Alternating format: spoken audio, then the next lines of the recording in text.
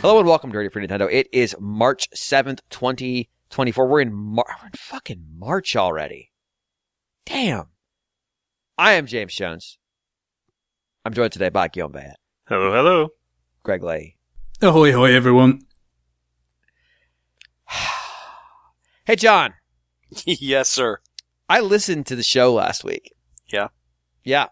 I heard what you had to say, that it was better that I wasn't here. I mean, it was objectively true. Now, perhaps you have honed your craft in the intervening week. You son of a bitch. Yeah. This is asymmetric warfare, because James will listen when he's not on, when John doesn't. I feel like this is somehow unfair, even though it definitely isn't. Well, it's unfair to me, because that means... because I can shell John like it's the fucking Psalm and he doesn't feel it because he's not aware. Mm-hmm. It's great. Ignorance is bliss, James. Never forget. John's face looks like Eeper after the third battle, but he doesn't even care. He's completely oblivious. Nope, I just don't fight. Oh, son of a bitch. All right, that's John Lindemann, who was just absolutely mean to me last week. Well, I'm suffering. Also, y'all were like way too like, maybe he's dead. I was like, come on, guys. Jeez, this is rough. Maybe we'll see him again. I was like, God damn. I feel like I ruined the show by coming back. Jeez. But this week I'm here from the start. It's technically not true because I was late, but I wasn't the latest, so it doesn't count. Also, you start the call, so... I do. I start the call, so I decide when the show starts. We're going to get down to some new business, and we're going to start with the Princess Peach demo because a bunch of us played it. This came out yesterday. This is the demo to Princess Peach: Showtime! Exclamation point? Question mark? I think there's an exclamation point. That not very long. It wasn't really pre-announced. It just sort of showed up one day. And yeah, I mean, I guess I feel like I know what the game is more now than I did before. What do y'all think? Yeah, I would say that gives us, like, it's pretty much what I expected. Like, the demo has two costumes, right? And the gameplay is a little bit different for each. Yeah. But, like, you basically... They seem to be in two parts. There's the first part where you just wave a ribbon around and you don't have the costume yet. And so you kind of solve very simple puzzles, at least the beginning of the game. I mean, it's not... who knows? Like, they might get super devious towards the end. I can't speak to that. But basically, like, you whirl that ribbon at the enemies and you vanquish them in some way, and like you make people happy around you, and then you find the sword fighting costume, and then you start swinging a sword around, and then all of your puzzles happen to be solvable with a sword, which is convenient. And I don't have that much to say about it, except that it's confirms that it's I'm not the target audience. It's definitely for younger people. But I do think that it is a much better concept than freaking Super Princess Peach, where she was, powered by her emotions. This is Princess Peach just putting on costumes, like looking fabulous and, doing some simple fighting or puzzle solving. It looks, it is what it is. It looks fun. I do think, in classic Nintendo fashion, I know that they're probably saving a lot of money by not voicing the whole thing. But I do wonder, if it they're felt not... weird. It feels weird, and I do wonder, like, isn't this leaving out some of the audience that it would normally grab by not voicing these things, Like, every time that you run into a new... mini game, you get like, okay, you get a prompt to show you the controls, but then like if you can't understand the controls, or if you can't understand the story, like you're a little kid, and I don't know, like I guess you can't really be playing by yourself this game. You have to have someone read it to you, which seems it seems a little bit weird in 2024. I don't mind the lack of talking. It's that it's where it showed up that there was talking felt a little weird versus just Mario like emoting at them. Sure. But also there was just entirely too much fucking text in this for this game. Like, I'm not usually somebody susceptible to that, but for this game, no. No. I didn't need to go talk to all of the, what are the little gremlins called? Oh, I don't know. I think it might be theats, right? Theats, that's right. Yes. You know, because it's all in a theater. Yes, the theats.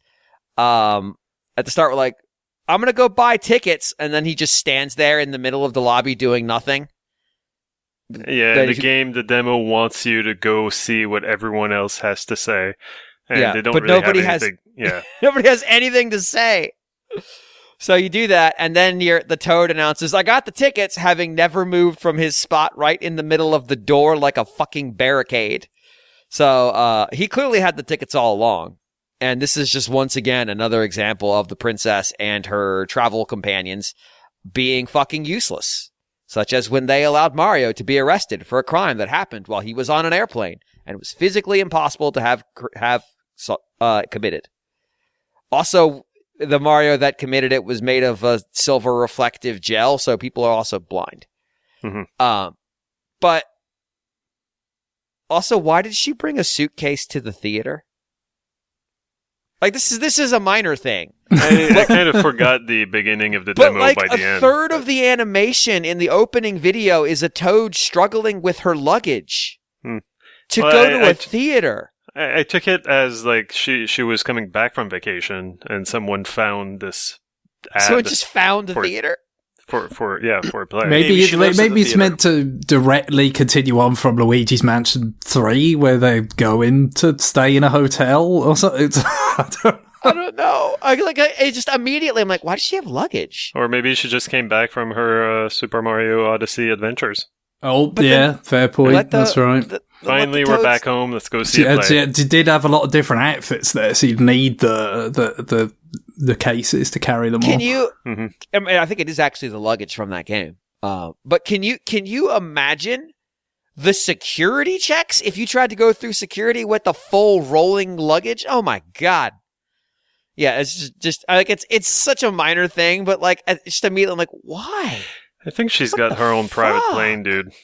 It's almost like she's expecting... No, security coming into the theater. It's almost like she's expecting to get locked into that theater for an extended period of time. It's like, I gotta bring a change of clothes. Why? So we're saying she's in on it. Princess Peach is in on it. She is the masked enemies. She put them up to it. This is a false flag operation to boost her flagging credibility. Which honestly should be flagging, because the defense mechanisms of this kingdom are ghastly. So I would say fundamentally, yeah, probably does. Regicide might be a bit far, but removal of the current ruling authority is probably in order.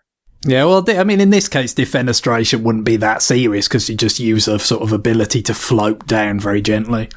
You have to toss her the upside down. Then the float if you wanted to do damage, I suppose, yeah. Just lock her up in the tower with the twins. That doesn't work. We've already tried that approach. It's not successful with her. I'm just saying, like, if she was in on it, and this is a false flag operation, Princess Peach Showtime is now the darkest Nintendo plot ever. So I'm just gonna hold on to that in my heart. But from a gameplay standpoint, yeah, like there was the sword play demo where it was very basic. Like, this is a 2-button game. Yeah, oh yeah. It seemed pretty... Both of them could dodge the attacks, yeah, basically. Both dodged. And some enemies, would do, hit the ground and create a shockwave, and so you avoid that by jumping. And doing so, like, if you don't touch anything else, you just do that, and she automatically jumps on the head of the enemy, and then it takes, 2 hits, and they're dead. So it's, definitely very simple, but at the same time, I found it kind of interesting that... you don't control the camera in this. It just follows her around. Sometimes the perspective was giving me trouble. And I saw okay, she's got 5 hearts.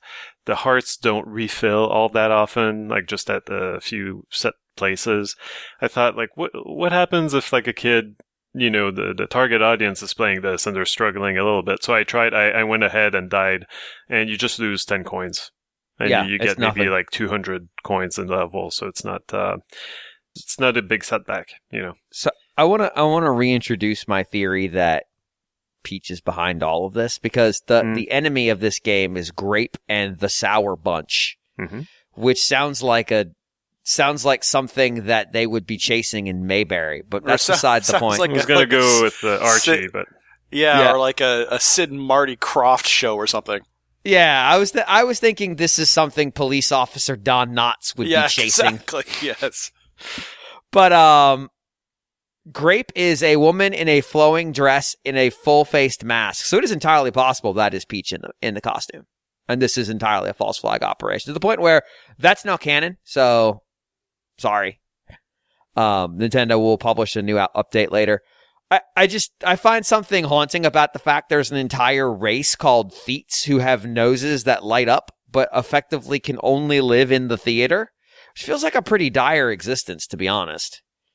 Like, are they just stuck there? Imagine if there was a game about a circus where you could only live. Oh Jesus, it's Balin. Oh Jesus. All right. Well, I don't know. This evil sorceress feels like it's a way better job than being a light, because the Theets basically light up things with their face. I don't know. The besides the swordplay, there was the patissier, which was just like copy the pattern with the spray on cream, which or make cookies with I guess it's not really it's almost a Mario Party style game. Yeah, and those were actually kind of surprisingly tough, I found. Really? Well, it took me a while to see that I was supposed to follow the pattern on the right, but also like when it's spinning and you have to do these three like weird triangles on the cake thing. Yeah. It was tough. I mean, there is a certain amount of that one of like, if you've ever actually done like cake icing on a rotating platform, you kind of get it. But yeah, there is a mental like adjustment you have to make in your brain of like, I'm actually following this pattern by inversion, essentially. But yeah, like I'm gonna be honest, I thought this demo kind of sucked. like this game is very clearly not for me, but like I thought just as a demo, it didn't do a great job of making the game seem that exciting. Because it's difficult when the whole game seems to be predicated on some sort of variety pack approach, right? Of like, we're going to put in a bunch of different costumes, a bunch of different types of gameplay. So you've got very simple combat in one. You've got this sort of mini game type of approach, and you see, with some of the trailers and things that they've released, a taste of others that might have a fair bit of action component to them, like the ninja, or the cowgirl one or stuff like that. Like chase sequences and all that. But basically, it's probably nothing is gonna be like that deep, although it kind of suggests, I think, with the sword fighter one at least, I think maybe that it'll be the first of, there will be subsequent chapters in that might, iterate on it and, kind of do more with it, perhaps. It was, the level that you played was Sword-1. I think Patissier was Cake-1 or something like that. Yeah. So but yeah, there'll be more. It's just like, but none of them, even perhaps after a few iterations, are probably going to run that deep. The appeal is principally in the presentation, right? That's really going to be the key. Is it's all going to be very cute, and the way they kind of tie it into this notion of the themes as a stage play and how it's put on. I mean, the data mining on the demo has suggested, this is not anything that's been confirmed anywhere that I've seen, that this is the work of Goodfeel, because it contains a kind of format for code naming that has been found in their previous games. So, sort of continuity with that, which, it's when you look at it, it makes sense, right? Because, first, it has got a little bit of that look of Yoshi's Crafted World. because it's like a little bit soft, a little bit below native resolution somewhere. I mean, it's not exactly a fair test because I played Yoshi's Crafted World on my, original Switch model. That's all there was back when that came out. What was it, like 5 years ago now? Whereas this is now on the OLED, where the screen is a little bigger. So I don't know, technically maybe the image quality is like a little higher, but you just notice the softness of it more because the screen is bigger. But you do notice that. But also, more importantly, like with Crafted World, it's not technically like a stage or anything, but because it is meant to be that, as an evolution of what they've done with Woolly World and Epic Yarn, everything was sort of fabricated, everything was something that was built as like a diorama or something for these platform stages. So to take that then to like, okay, this is now stage decoration, like it's kind of a natural extension. So like you could see it as that way, but probably I would say, I mean, all the games they've done for Nintendo, those platformers, have been, pretty heavily leveraged on their presentation, the virtue of it. Even go back to Wario Land Shake It, right, which was different because it was hand-drawn rather than a kind of fabric, tactile kind of look. But even that, like, the presentation was a big part of it. And I would say probably of all of them, probably between Wario Land and Yoshi, Woolly World, for the ones that work, like, that have probably the most sort of robust platform design, level design. In this case, I would say it seems like it's going to be even more so, the most leverage on the aesthetic yet, right, for the appeal of the game and all that. But, so I think that's the problem with the demo, is that it can't really convey that much of that, really, can it? You know what I mean? Because if you're going to have, like, a bigger sampling of the themes and costumes, they probably feel like they're giving too much away. But when you only have two, it just doesn't convey the sort of variety that is going to be of theming and presentation that's going to be at the heart of the game's appeal. So, yeah, kind of a catch-22 situation for them. But yeah, obviously, having enjoyed Goodfield games in the past, it kind of makes it of some interest to me, but I do have to wonder whether, this might be just a bit too kind of far down the road of it being aimed at younger children and not having that kind of design, fundamentally kind of underneath it that still provides satisfying gameplay. Like I said, I think Crafted World was more to that than Woolly World was, but it was still, pretty enjoyable. But yeah, we're here because of the fact that you're not like just, we're taking, it was slightly different from previous Yoshi games because it did have more of a legitimate 2.5D element to it with the way that the kind of levels were laid out, actually going sort of into and out of the screen and so forth. But mostly it was kind of underpinned by a kind of format that they'd done before, and, you can kind of do different things with it. Whereas this, they're not going to spend too long with anything. There's some traces of it. There's those sort of jewels or whatever they are that you're collecting in each level. It's kind of like with the Patissier, it's kind of, if you do better at the icing or whatever, then you can get more. You could get, there's like enough of a sort of scoring well enough to pass the task, and then there's scoring well enough to get the extra ones. Like, and then in the other cases, it just seems like some of them are hidden somewhere. It certainly could be, I think, predicated on much similar things as like some of the flowers in the level, on a level of Yoshi's Crafted World, right? It's just like there's an observation for you to make. It's not going to be about doing so. It's definitely in this game, it's not going to be about pulling off some sort of complex platform maneuver. It wouldn't seem, unless that may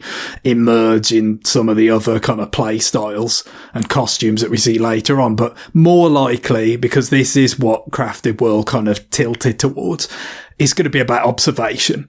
Again, look for those little details in the, kind of stage decoration, because that's really what it's about. That the whole game is enjoying those things. I think that's probably where they're going to kind of put you to the test, insofar as they do at all. And, I guess it depends how much you kind of get into that and just the whole vibe of the thing. Yeah. It's, I don't know. It feels like the demo the Patissier might. My guess is they picked the Patissier because it's so divergent from a lot of the other gameplay.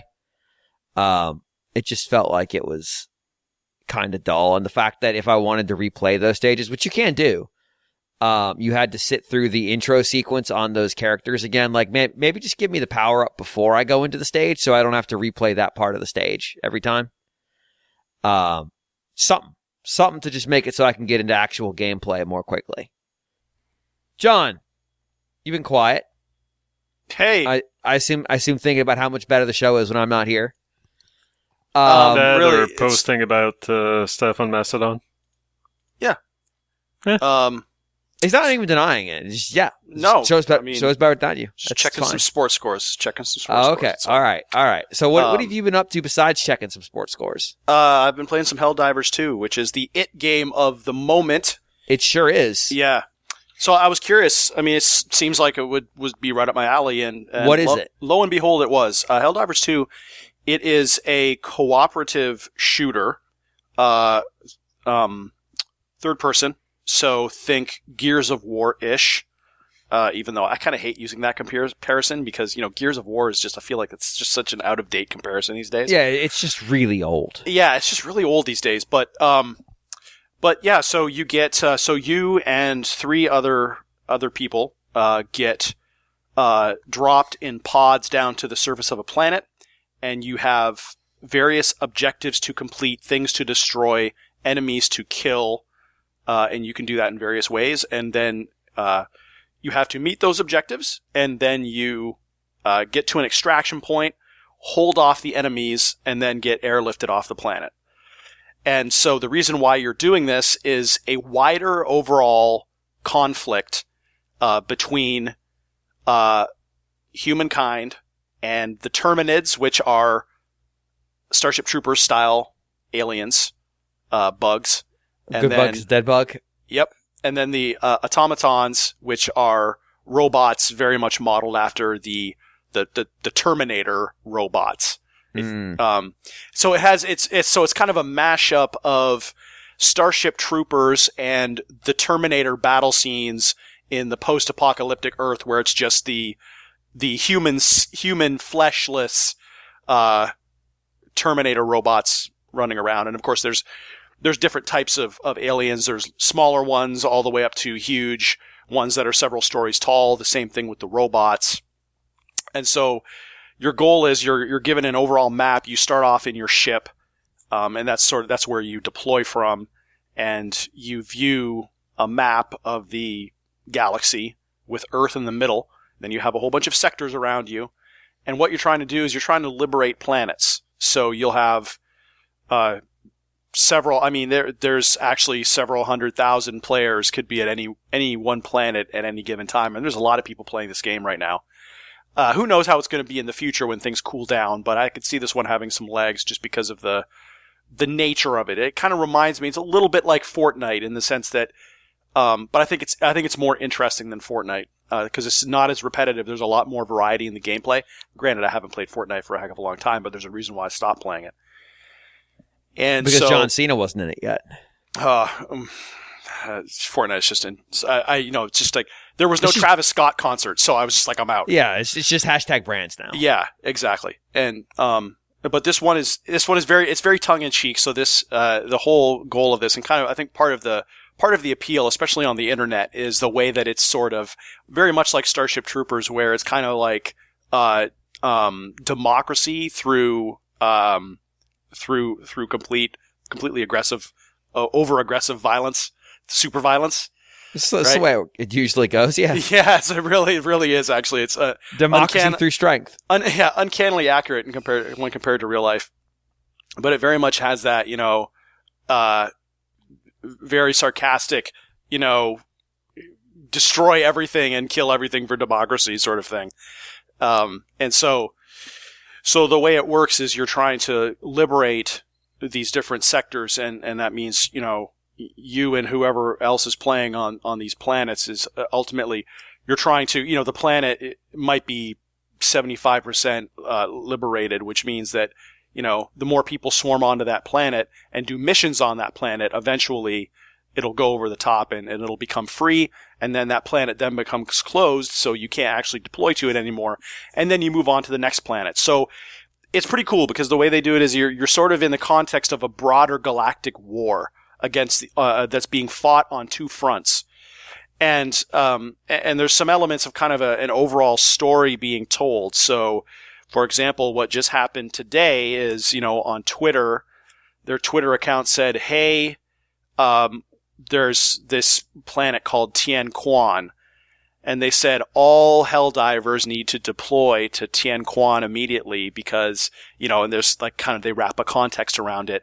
There's a factory there producing top secret exosuit, which is, the armor that you wear, top secret exosuit armaments, and the enemy hasn't found these armaments yet, but it's only a matter of time, so everybody has to swarm that planet and try to liberate it.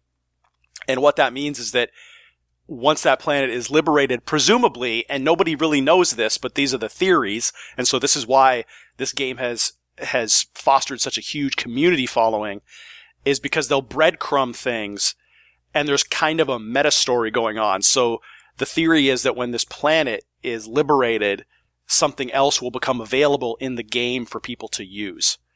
So they do kind of cool stuff like that. There's a lot of interplay with the community, and, there's a lot of memes going around because of the kind of propaganda that they have for the game.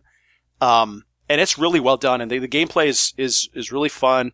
You run around, like I said, you have to complete objectives, which is, kind of like take an area and defend it for a certain amount of time, or destroy a certain outpost, destroy, a bug nest, or a certain, if there's one of the larger aliens, for example, you might have to go and take two of them down. And the way you do this is one of the main conceits of the game is that you have these things called stratagems, which are the equivalent of stuff like perks in Call of Duty, like airstrikes and stuff like that. So you have, you select which one. So as you progress, and, there's kind of a season pass element to it, which they call a war bond. But, I think they actually just unlock these war bonds. They have another one coming out, but it's free from what I can tell. The one I do have the premium war bond, but that's just because I got the deluxe edition of the game. The standard version of this game is pretty cheap. It's $40, which I think is why a lot of people are playing it, number one. But also it really benefits, the more people play it, the better it gets, because you have a better chance of liberating these planets because more people are playing. Are you playing with a crew? I'm not playing with anybody that I know. I just jump into random groups, which can be because there's friendly fire in this game. Yes. So you and I playing together would be the worst case scenario. Well, actually, I don't know, because what I think is that it would actually be great if you could play with real people that you could talk to. If you could get a group of 4 people that you could actually coordinate stuff with, you could play pretty effectively, because one of the problems that you have is that people, and you unlock more powerful stratagems, like more powerful airstrikes, more powerful, things like gun turrets that you can place, things that spit out a bunch of mines to stop enemies from advancing, a lot of stuff like that. But of course, with great power comes a complete lack of accountability from some people. Yes. So you have people that just call in airstrikes, like not even caring about who's actually caught in the crossfire, and someone will call in a gigantic airstrike and it'll just kill the whole squad. And then you have to, and so with the way the stratagems work, and this is a slight wrinkle, I'm playing it on PlayStation 5. It's also out on PC. The stratagems on the PlayStation 5, you equip them, or they're like grenades, and you throw them. So there's a little bit of strategy there too, because when a team member dies, you have to dial up the stratagem to bring them back, to drop another, to drop them on the field again. And so, yeah, you can sometimes what you'll do is you'll throw them right into the middle of a whole bunch of aliens or something like that, and so they just die again. So you have to watch what you're doing. But you call in the stratagems by pushing a certain combination on the D-pad. So it might be, for something, it might be, up, right. And then that equips your grenade, your stratagem, which you're holding in your hand, and then you throw the stratagem, and then after a couple of seconds, it comes down from the sky. And then you can either grab the weapons, so you can also get support weapons, so maybe you can get a flamethrower, right? So you can call down from the sky, call the flamethrower down, and you pick up the flamethrower, and then you can use it for a limited amount of time. And so, what this inevitably means is that, of course, the better the stratagem, the longer that D-pad combo takes. So you can see on the PC where you might be able to do stuff like create macros, where you could just, if you're using maybe a gaming keyboard or something like that, and you can just hit, I'm assuming it works the same way on PC, but where you could just hit a button and it would go through the entire sequence.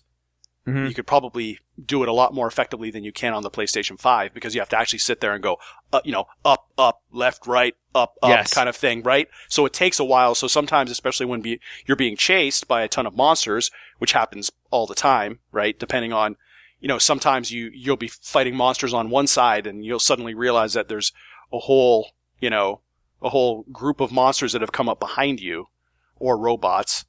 And sometimes you wind up just running for your life, and meanwhile you're sitting there trying to, input the D-pad stuff and then throw it. So it can get pretty hectic that way. And I think on PC it might be a little bit easier, assuming that you can use macros, because you could pretty much throw in every single combination you wanted. But that does add kind of to the strategy of the game. You probably have to play a little bit differently on PS5, a little bit more conservative on PS5, but still a lot of fun. But yeah, so, and you can do a lot of stuff like, you can give people ammo, you can heal people on your team. I mean, the one thing that just happened, but people can also do really annoying stuff. Like, for example, I have, the one thing that you get a backpack with a little drone, and the drone kind of flies around you and shoots anything, right?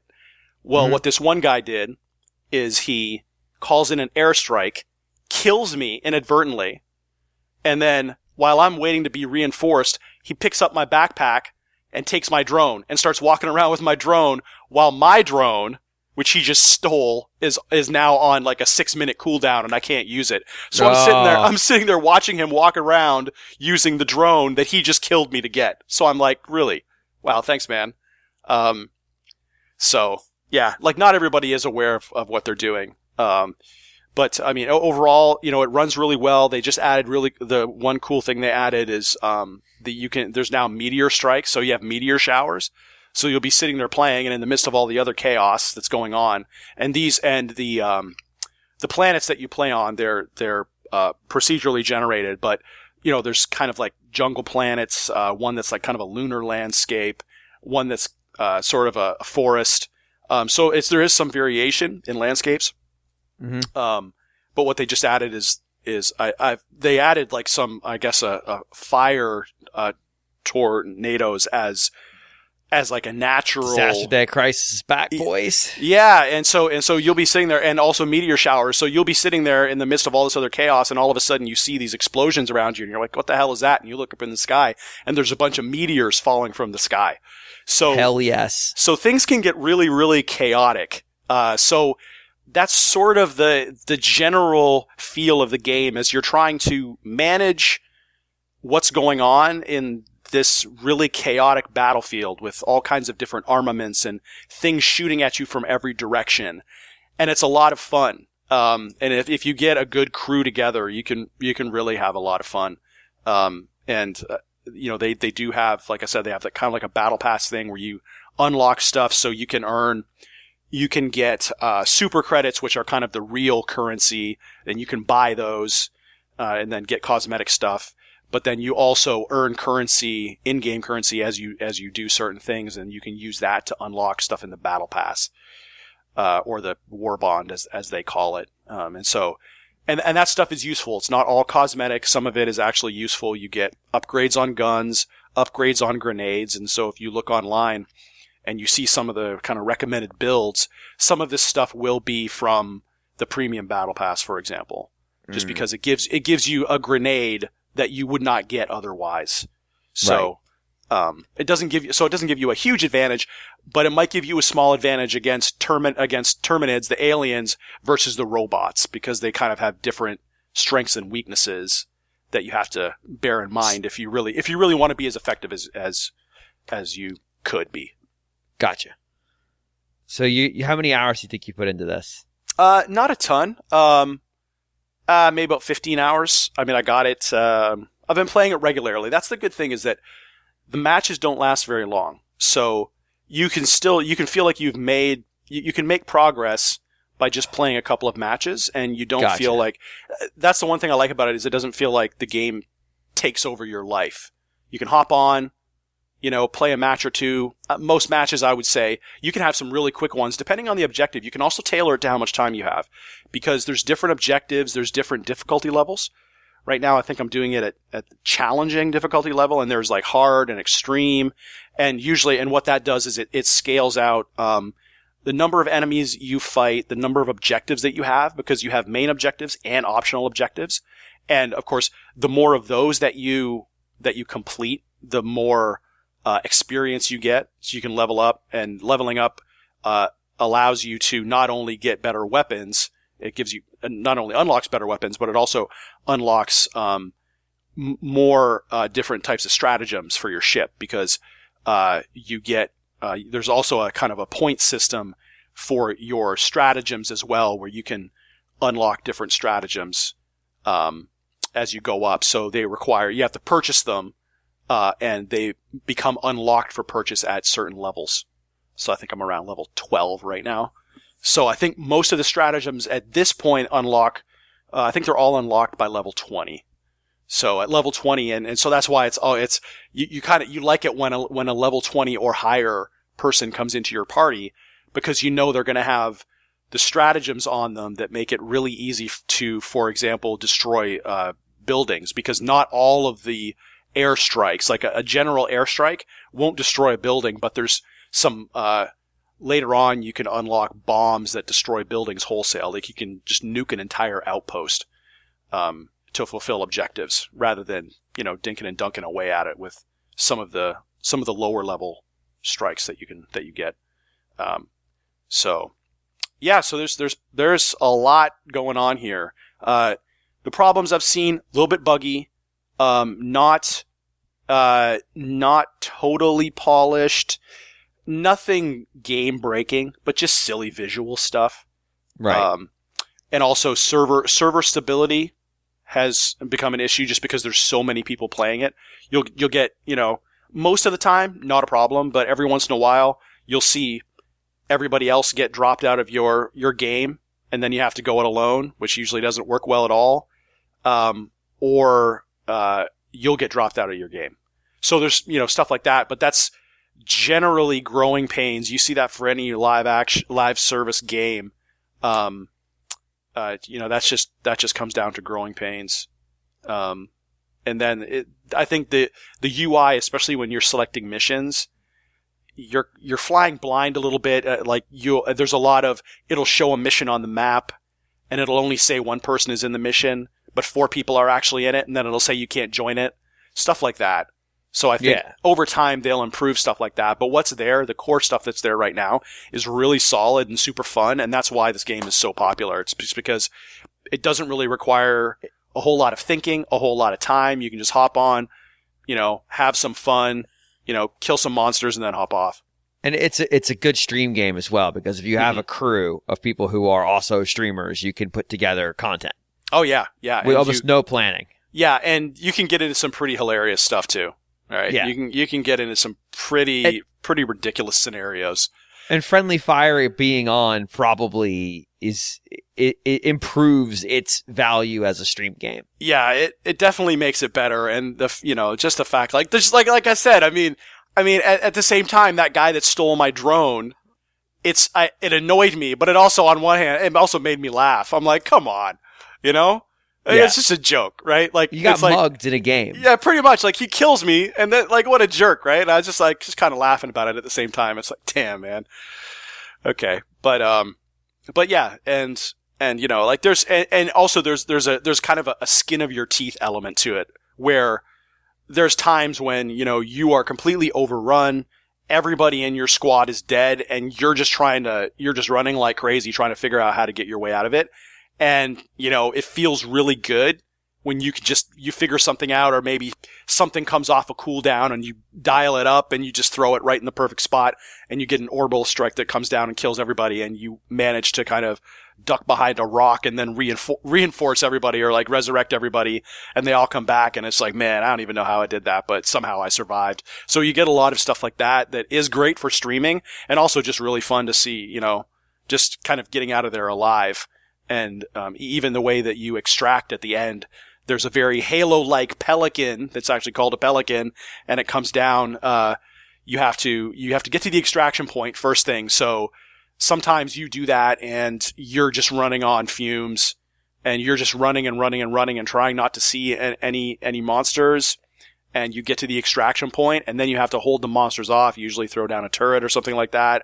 And sometimes you're like the last person standing, and like somebody will try to be a hero at the end, and they get killed, and there's no one there. Everybody else is on the pelican, and there's no one else there to reinforce them or bring them back to life and stuff like that. And it's just funny. It's a funny game. So yeah, I highly recommend it. Anybody that likes shooters, and the thing is, it's not PvP, right? So the amount of griefing is a lot less, right? Virtually non-existent from what I've seen. Just because you really can't, it's actually very counterproductive to be a jerk to other people in this game. Like, you want to help other people because you're all trying to do the same thing, which I think right. You're all rowing the same boat. Yeah, everybody's rowing in the same boat, trying to just complete objectives, and also, really get as high a score as you can, so you can get as much experience as you can and as much kind of currency as you can to unlock more stuff for everybody. So it's and I think that lowers the barrier to entry for a lot of people. And also a lot of people that normally wouldn't go within 10 miles of an online shooter, they can play this game and really not have to worry about it. Yeah. They can just, so. No, that's fair. Because as somebody in that space who likes shooters but does not like playing with other people. Yeah. That might be closer. The last time I really played online and a lot, significantly, was Battlefield 2. Like a long time ago. No, I played 2142? Yeah. And got okay at that. But that was another game where the squad really had to row the boat together. Yeah. Because unlike a lot of other Battlefield games where you could kind of get away with soloing it, that one there was just too much fucky shit happening. Mm-hmm. So it was just like, no, you do actually have to move as a unit, or you're going to get hit by a space laser that fires from nowhere and you're just evaporated. Yeah. And I mean, in this you're welcome to go off. I mean, there's nothing stopping you from just going off by yourself and doing whatever you want. And, and that works sometimes, but sometimes it will also absolutely backfire in your face because you find yourself suddenly surrounded because, enemies can come out of the ground. There's nothing, enemies aren't necessarily avoidable in this game. Are you lost on a different plan, John? Is that what this is? Is this a Black Tar situation? Yes. Okay, that's good. All right, well. Also, did you mention who the publisher of this game is? I think it's Sony. It is Sony. It's PlayStation, specifically, on PC. Yeah. Yeah. So that's part of the weirdness of this game, is that it's one of Sony's PC games. Yeah, and Arrowhead Studios are the ones that created it, and they've gone on the record as saying that they are not going to get acquired by Sony, but smart. We'll see where that goes. Smart. So, yeah. If you're lucky, you hold on to that, and if you're not, you end up at best pulling a buy your own freedom, a la the debracing. Mm-hmm. So.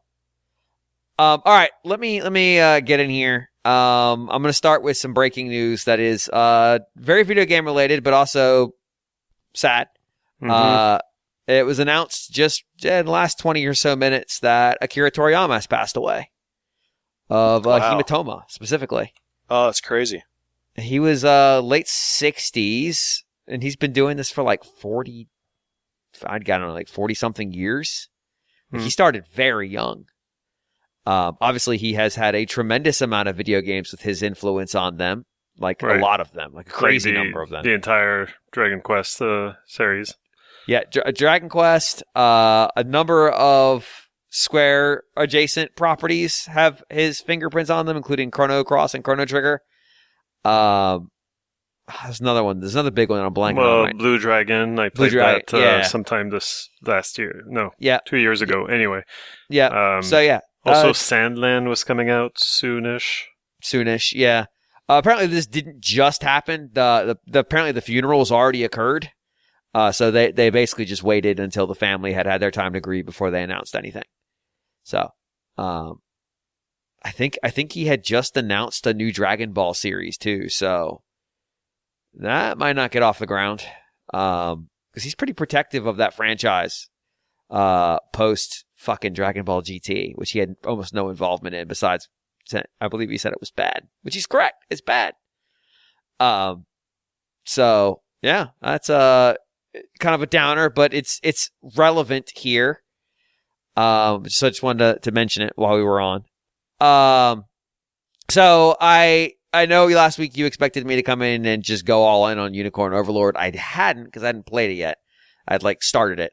I've now played it, but I'm actually going to talk about Balatro first, which is a card game that has become recently, people have been referring to it as addictive as crack. That probably didn't help what happened late last week when the PEGI rating board decided that they were going to re-rate this game after it released, giving this game its third rating. What Balatro is it's a roguelite card game. So there you play these 3 rounds of cards, and then there's 8 sets of rounds that you try to get through. And the first two rounds are easier. First one's even easier than the second. And then the third is, for lack of a better word, a boss, where there's some kind of restriction on your ability to make hands and score points. So what you're trying to do is you're trying to form poker hands out of cards you're dealt.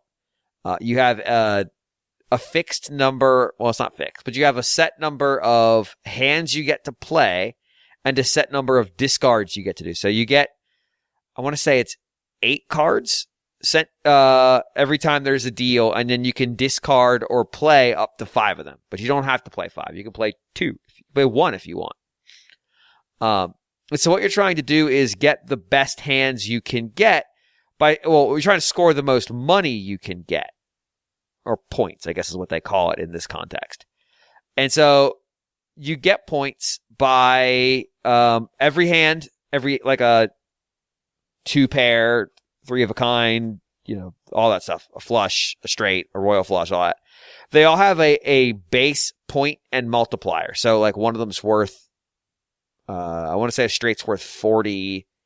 It's 40 times 2, I think, is it? So the base, you get 40 points just for getting a straight, and then your final tally is multiplied by 2. So what happens is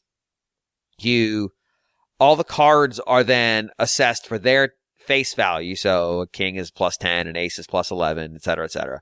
And then at the end, after it's summed up, the base amount you got for your hand plus the value of the cards that were active in that hand. So if you had like a 3 of a kind, but you played 5 cards, it's only the 3 that were in the 3 of a hand, a 3 of a kind. Then the multiplier is applied, and you get points based on what the total of that is.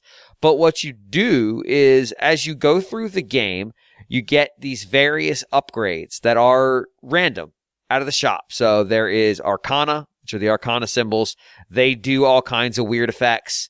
You get planets, which increase the value of specific hands. So like Jupiter, I happen to know this one because I play it a lot. Jupiter increases your flush, the value of a flush. So like if it starts at 42, base 40 times 2, and you upgrade it to level 2, it might go to like base 70 times 3. And you could just keep upgrading them through the run. And this is only good to the run. You can also get decks, like a trading card game, of playing cards. And these are playing cards that you would swap into your playing card deck. When you start, it's a regular 52 card deck, but as you go, you'll get these cards that have special effects. There's like holographic cards. They have multipliers attached to them. There's glass cards where they're like risk rewards. You might get like a plus 20 multiplier added by playing that card, but it might also break. There's metal cards, there's gold cards. There's all kinds of different things that the base playing cards can have that either gives them extra multiplier that goes into your total score, or they give you more point value than normal, or both. Some of them have multiple effects that might stack on each other. And then the star of the show here is the other items you can collect from the shop, which are the Joker cards. And there are a lot of them. I don't know how many. But these Joker cards are randomly assigned to the shop. You may or may not have Joker cards available to you, and you can buy between rounds, and they have all kinds of effects. So one of my favorite is a Joker that allows a straight or a flush to be played with 4 cards instead of 5. If you don't know poker, a straight is you have 5 consecutive cards in your hand. So like you'd have a ace, 2, 3, 4, 5. That's a straight. And it could be anywhere along the line.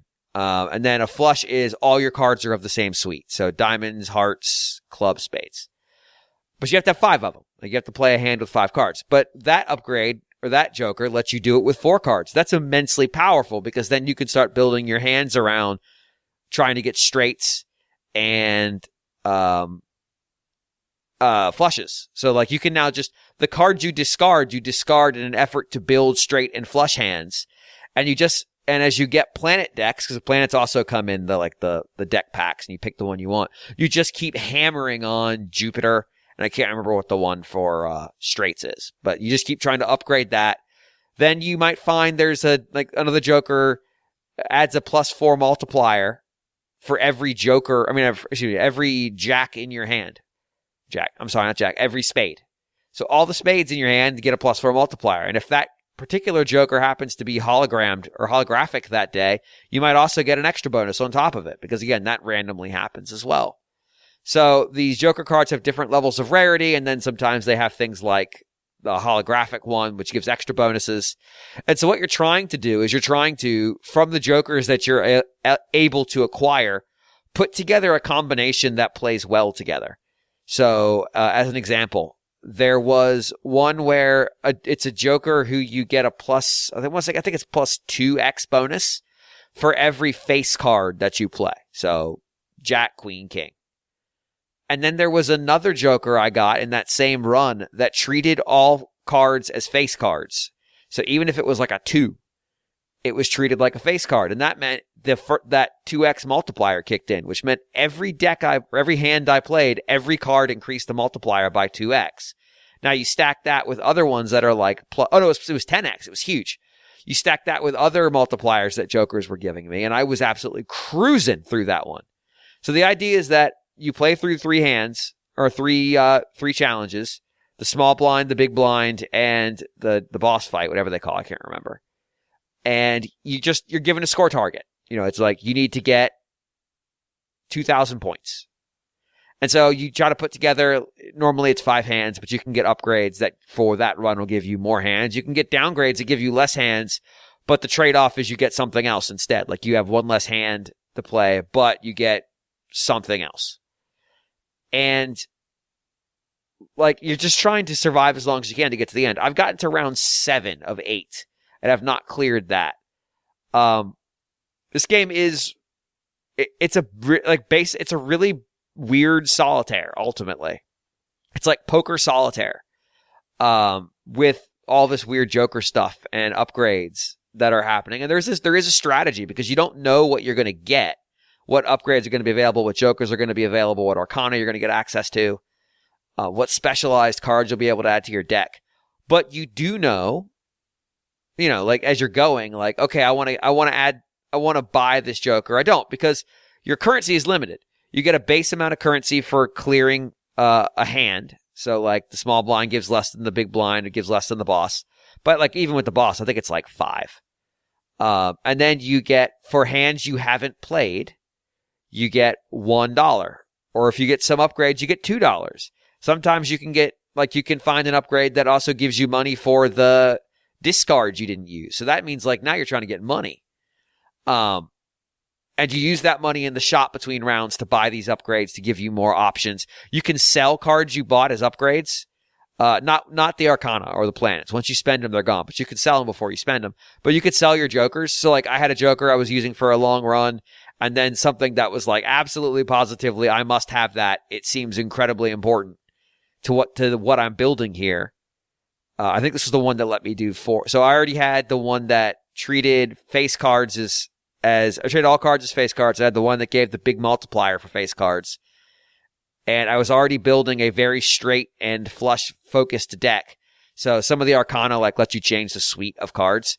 So I was, like, consistently changing cards to clubs when I had the chance. Because I was just trying to jack up the number of clubs I had in the deck so I could make more flushes. And in the end, like, a Joker came up that was the one that said you can do a straight or a flush with 4. And I'm like, that is super valuable to what I've been building. So I just flipped it out. And that really changed the entire dynamic of that run. And that run went deep. It just couldn't quite finish. Yeah, this game's really good. It's got, it does require you have some poker knowledge, but not a ton. It's really about, like, playing the odds of, okay, I'm going to throw this card away because I don't have any use for it right now. Or maybe I do have a use for it, but I think by tossing it, I have the opportunity to better maximize my earnings. Because you want to do it in as few hands as possible, because that increases the amount of cash you get. But also, there's a limit. So playing some weak-ass hand that only gets you, like, 200 points when you need 5,000 isn't a winning strategy. So even if you can play it, you kind of go, like, well, I'm going to toss it. I don't want that hand. Like, I'm gonna discard those cards in the hope that I get something better. And so you're playing a certain tactic on them. And like I said, with the boss fights, I'll give you some examples. One of them is all the cards you're dealt at the start, so the starting 8 cards you get, are all face down. You have no idea what's on them. So you can play them, which is what I did one time, and I just lucked into a really good hand. Or you can just discard the whole set and just be like, I don't know what these are. I'm not going to run the risk of playing a bad hand. I'll waste a discard on them. Sometimes it's you don't get discards. Like, I had one boss fight where there were just no discards. So I had to make do with what I had. There's one where every card you play costs $1. So I ended that one deep in debt, which was cool, which meant I had to dig out of debt for the next few hands. There's somewhere you can only play a certain hand once. You can only, like, whatever you play first, if it's say it's 3 of a kind. At that point forward, you can only play 3 of a kinds and have them count. There are ones where it'll just nullify a suite. So, like, they'll still count to the hand. Like, if you're trying to get a straight and it says, like, 7, or it says, like, clubs are nullified, you could still put the 7 of clubs in there and have it count for the straight, but you won't get any points for that card. It just allows the straight to count. So it basically will be like it gets skipped when it does scoring. It's that kind of stuff for those last rounds. And then it resets and you go back to the small blind again. But all the point values have been jacked up, so it's more complicated now. You have less wiggle room to try to hit your score targets. Yeah, like there is so much in this game, and it's especially if you turn the speed up, because I think the default speed's way too slow. I have it at 4x, so it just blazes. Yeah, this game can burn through some hours. Like I was on the elliptical on Monday for an hour and a half, which is a long ass time, and I just played this pretty much the whole time. So, but are you a card game person by nature? I mean, I'll dabble, but not really. Yeah. It's just really good. It's really well made, and if you're in Europe on a Switch, you can't buy it right now because, as I mentioned, PAL re-rated this game, so there's no betting in this game at all. You cannot bet. There is no betting. There's no gambling. You're not playing against anyone. You're just trying to get a score. Do they mention ninjas? No, they don't. Okay. Well, I don't know why it's banned then. So apparently when they submitted it to PAL, they use the survey. I can't remember what the acronym is, but it's this survey you take and ask you a bunch of questions, and it basically tells you what your rating is for various rating boards. So you don't have to submit to the ESRB and submit to PAL, the PAL one. You just you submit them in there, you get your score back, you put it on your game, you're good to go. But you can appeal them. And so because of gambling references, which there aren't any gambling references, you cannot gamble. There is a chip in the game. Like, there is a picture of a chip, and they use the word the blind, and they use the word anti, but you don't actually do any of that stuff. Like, there's no betting with it. It's just a picture. The chip is just an icon. It could be anything. It could be a smiley face. It doesn't matter. It could be a fucking pog. Who cares? They said, no, this is an 18+ game. Because there's a PEGI rule that says, if it, can't remember how they word it, like glorifies gambling, I don't know. It's instant PEGI 18. Now, what does that? Does that mean it has to have gambling? No. If it glorifies gambling. Yes.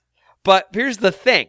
If it's a FIFA Ultimate Team, that's fine. And that's real-ass gambling.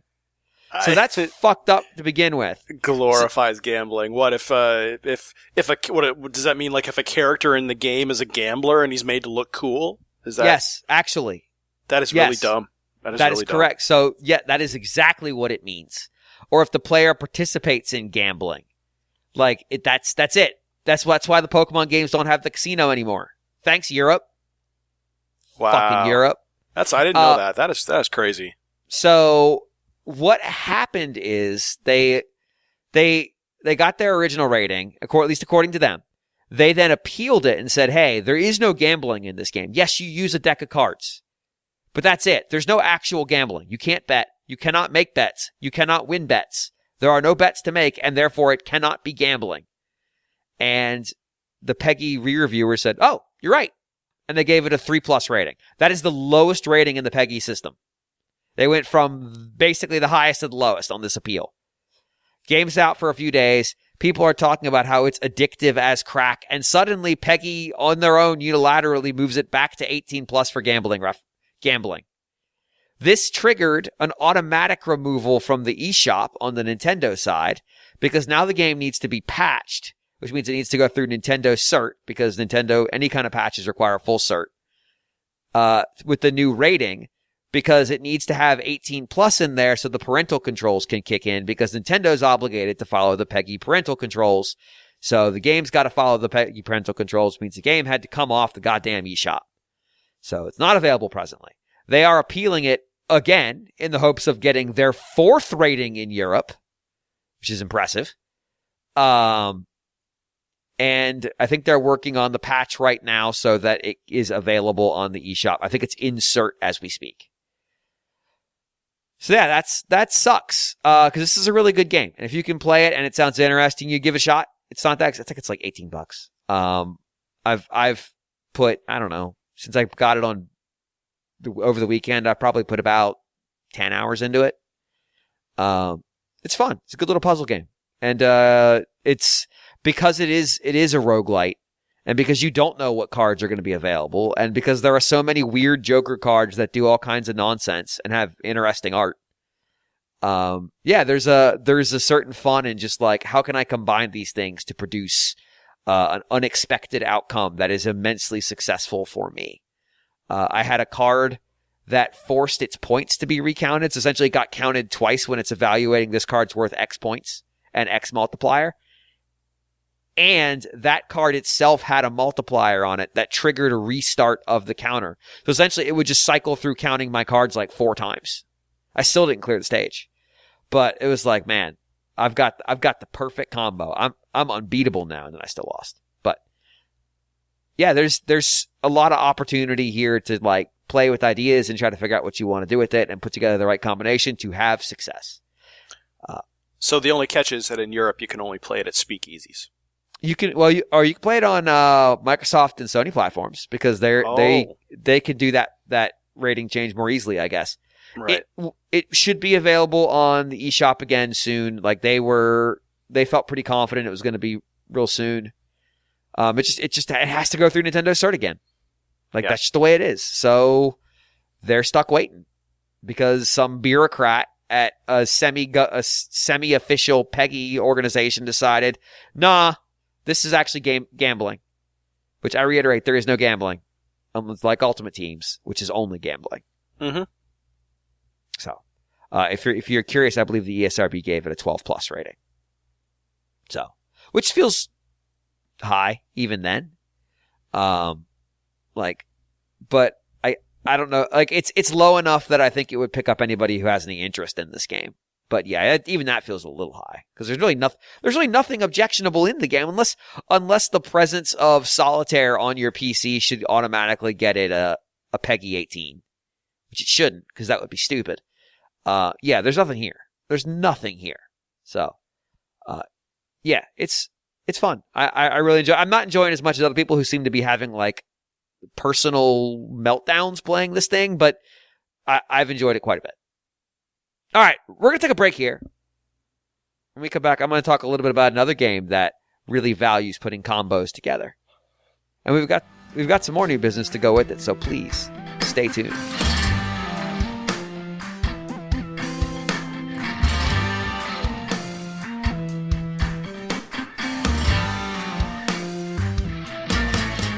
We're back with more new business. So I'm going to go ahead and talk about the Unicorn Overlord demo. I'm not going to talk a ton about it because obviously the game comes out at this point in 48 minutes. But because it is really just the first 7 hours of the game. So they basically just give you the game and say you get 7 hours of gameplay time. Which the game is actually pretty gracious about how it counts. If you're in menus, it's not counting. If it's paused, it's not counting. And in fact, I crossed over the 7 hour mark pretty early in a battle. This is the first big story battle you're building towards. So I can't remember what her name is, but she's a cleric. She gets kidnapped. She's like one of the first 3 people you have in your party. And then the whole process of the first arc of the story is building up your force to go get her and go rescue her. That's a longer battle. And I think I only had like 8 minutes left when I started. So I fully expected it to just kick me out of the battle after a few minutes, but it actually let me play it all the way through, see the story sequence, save my game, and then said, "Hey, you're out of time." Which was this is we talked about how the Princess Peach demo is like very restrictive. This is the opposite. This is an incredibly gracious demo. So I'm gonna talk about the mechanics a little bit. I'm gonna give a little bit of advice people starting the game up because I spent some time with it. One of the thoughts I've had is I really want to get back in here because being away from it. So I started the demo Friday night and played it for I don't know how many hours, but I had to go to sleep. And it was very late. And I woke up and played the demo a little bit more. The first thing I did. And then the timer ended. So in effectively 2 sittings, I burned through the 7 hours the game gives you, which is a lot fast.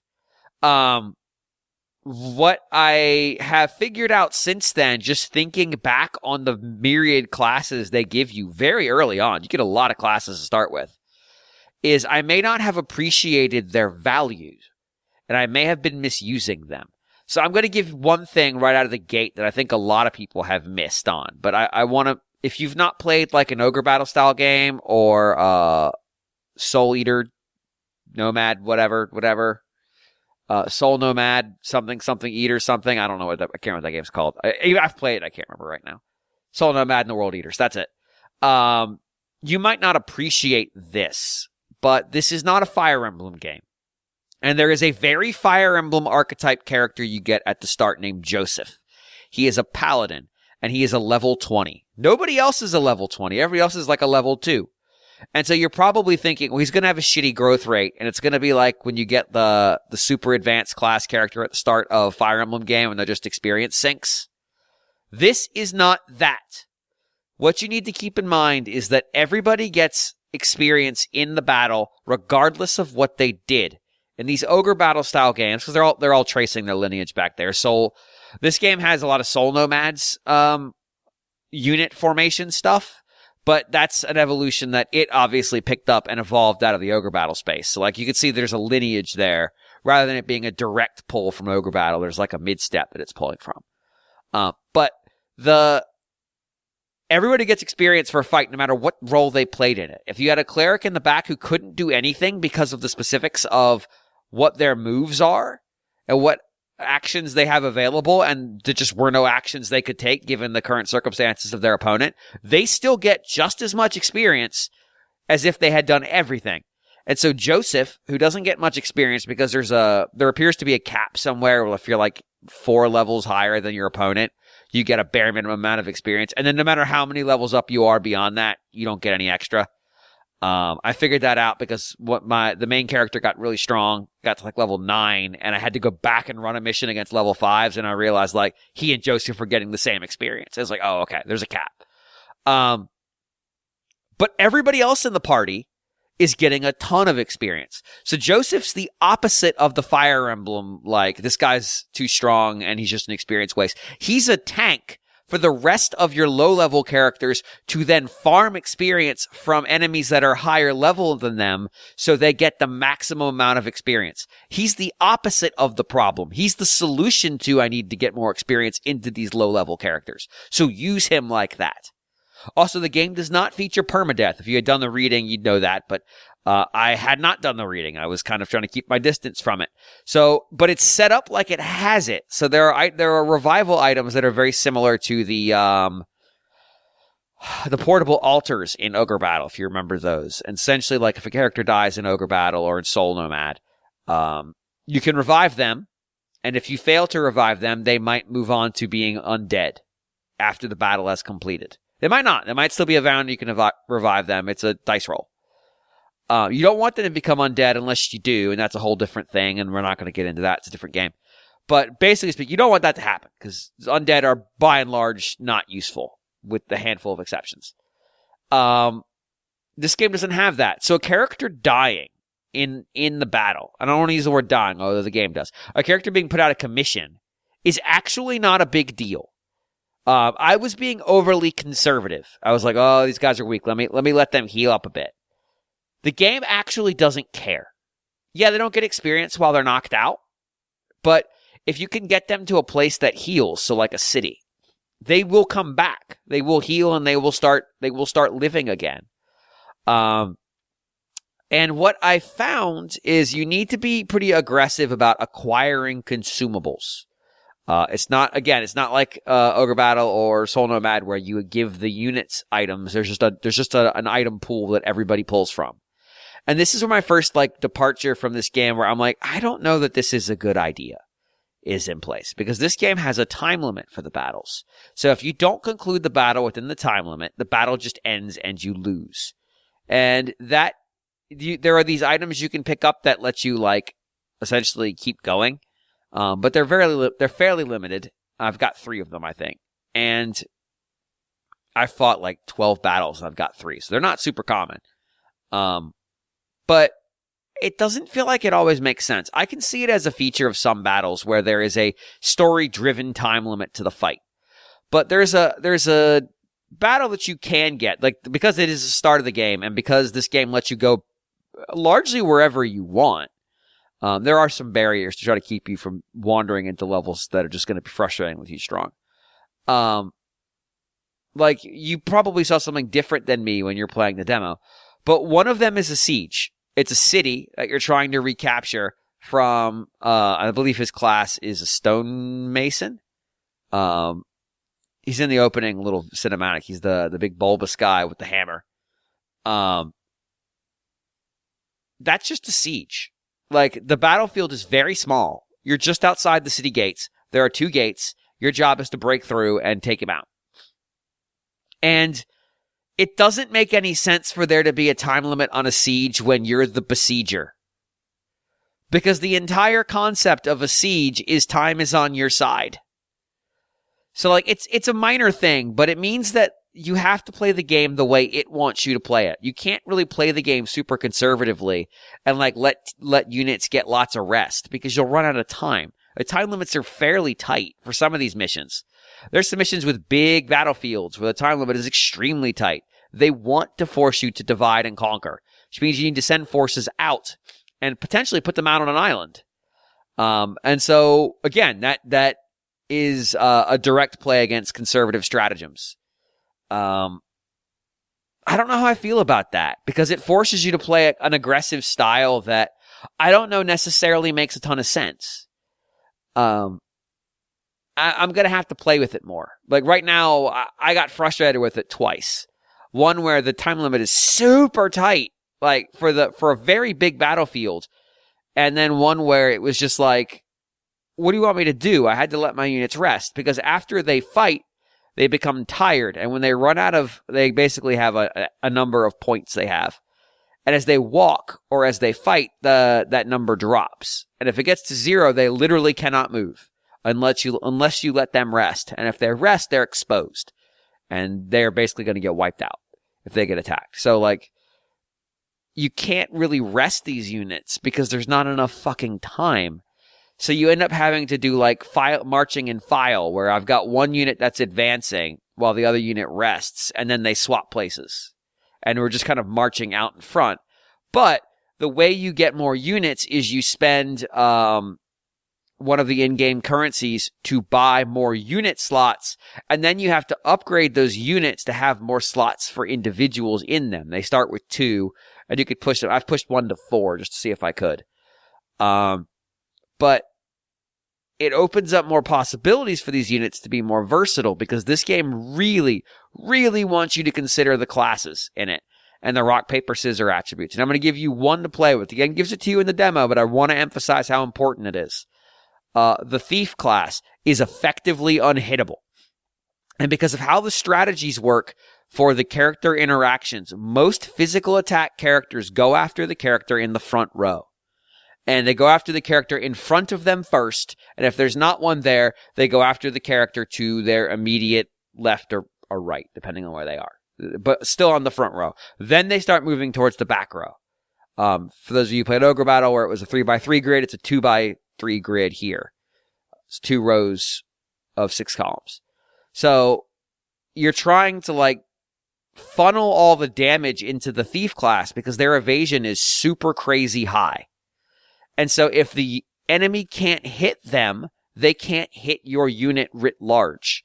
And so your unit becomes really difficult to damage, and then you can have the people on the back row deal with actually dealing damage. And the game really tells you, like, this is a good 2-character formation. A Lord and a Thief. The Thief in front and the Lord just hitting from behind. But there are other classes that will then take hits for your unit. So the special skill they have is they'll take a hit. And so if you put that with the Thief, if there's a guaranteed hit that somebody does, you'll absorb that hit, and still the Thief remains alive. It is a extremely useful thing to have, and it's kind of a minor thing, but if you build units around it, they're very effective at avoiding damage. Unless this game has an extreme rock, paper, scissors element that I've already started to pick up the parameters of. And archers will always hit. 100% success rate. 2 archers mean you will short circuit anybody who steps in the way of a thief getting an arrow, because they only can do it once. It's a limited move per engagement. And thieves don't take much damage. So an archer can eliminate a thief real fucking quick. And then your entire strategy of avoiding damage is gone, because now everybody's exposed. So really what the game wants you to do is understand what your enemies bring into the fight, because there are general themes to it. And rebuild your units every time you go out to address the specific problems that are on the field today. This is an attempt to bypass and I talked about this when we did the Ogre Battle retroactive, when I was able to create the Thresher, which is this one unit that I was able to build over and over again with absolute, no effort. I knew exactly how to build this unit. I knew how to raise characters to become players in this unit. I knew how to prioritize skill development. I knew what items to buy them. I knew everything. I could build the Thresher with my eyes closed. It's been 10 years. I could still go build it. And it was unstoppable, and since its name, it just marched forward. It was self-healing and dealt a tremendous amount of damage. No matter what side you hit it from, it dealt damage and self-healed.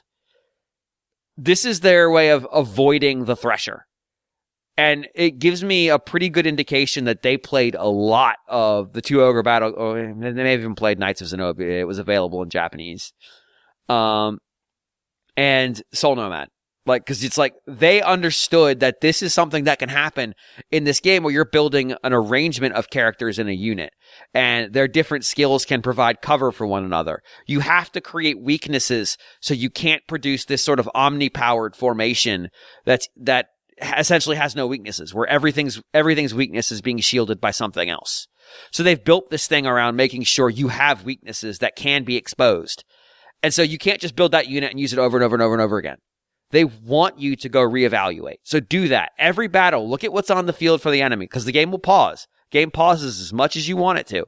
Look at what they're bringing to the fight. Look at what classes they've got. Understand what skills they expose and understand their weaknesses and their strengths, and meet them strength on weakness, not weakness on strength, or you will have a bad fucking time. It took me a few battles to realize they expect you to rebuild those units. That's why when you select a unit, the very first thing it lets you do, or select a unit to deploy, the very first thing it lets you do is completely rebuild that unit from scratch. Because the slots that you bought to have a unit and for it to have X number of characters in it are important. That's the asset. Its formation, the current formation, that's just the solution to today's problem. And that means you're going to have to do more planning. But just keep that in mind. That's the solution to today's problem. It is not necessarily a solution to tomorrow's. Every formation has weaknesses. Understand what they are and exploit them. And once I started doing that, enemies started falling a lot faster. And I was less concerned about the time limit because I was winning fights in less encounters, which is the key to keeping the time limit down, because every encounter drops your stamina. If you can wipe the enemy out in one encounter, your stamina's golden. And then the last thing I observed is that witches are incredibly useful, and I did not use them enough because they both attack and they give a magic buff to your character's attack. And it appears that magic attack of the character who is buffed drives how much damage the magic attack does. So if you get a magic buff on your physical attack, it's that character doing the physical attack's magic attack that drives how much damage it does. And the damage is additive. So a physical attack that has a magic buff on it will do both physical and magic damage. So you add the two together. And that comes back to use Joseph, because Joseph's got good stats in both. So, yeah, that's a lot, but that's just like some of the observations I had early on. This is 7 hours and then me thinking about it for the last week. Haven't done a ton of reading yet. The observation that Joseph actually does damage from both physical and magic I got from somebody else. And I've extrapolated that to realize, like, oh, witches are actually super fucking important. Holy shit. So yeah, like, learn what these classes can do. And there's a nice dictionary. Every class you've seen is listed in it. You can go look at what their skills are. And you can learn what skills they get as they level up, which might give you some idea how you want to start leveraging characters to level up towards certain targets. Yeah, I've given this game a lot of thought. Would you say it's Caliber's lordly on a Caliber scale? Where would you rank it? Lordly TBD. Caliber? TBD. Okay. And it's the persons, really, not the game. Yeah. Which is funny because most of Persons of Lordly Caliber is about eliminating the lords. So, there's a lot of that. There's a lot of that. There's a lot of just like either rejecting titles or taking out people who have titles. Yeah. So I don't know. That seems a bit of a weird miss. I will say I feel like this game is giving me characters too fast. And it was slowing down my ability to actually internalize what they're good for. And that's part of the reason I was running into trouble. Also, but why were you just worried? Was your initial inclination to just use that new character instead of digging deeper into the ones you already had? It's that, and early on, you have so few slots you can deploy. Yeah. That you're just like, I don't know what to pick here, so I'm just gonna go. But you can also buy mercenaries, which is actually a really useful thing because you get to customize all their growth rates. Like, what do you want them to grow into? So, like, if you want to have a knight that is specifically focused on certain types of growth, like physical attack growth, or make one that's a damage sponge, you can set them to grow in certain parameters so that Fire Emblem style stat growth, where you get like, it randomly decides how many points you get for different things based on the growth rate of those different stats. You could pick a character to grow in certain directions as you build them. And you can customize their appearance. It's like, it's way over the top. I built a few characters really late in the demo and really wish I had done it earlier. So, yeah, there's so much. There's so much. So yeah, I'm very interested in where this goes. Reviews have been really positive. Once again, just like 13 Sentinels, Vanillaware spent all their money on this game and was essentially making it in debt again. This is the second time they've done this.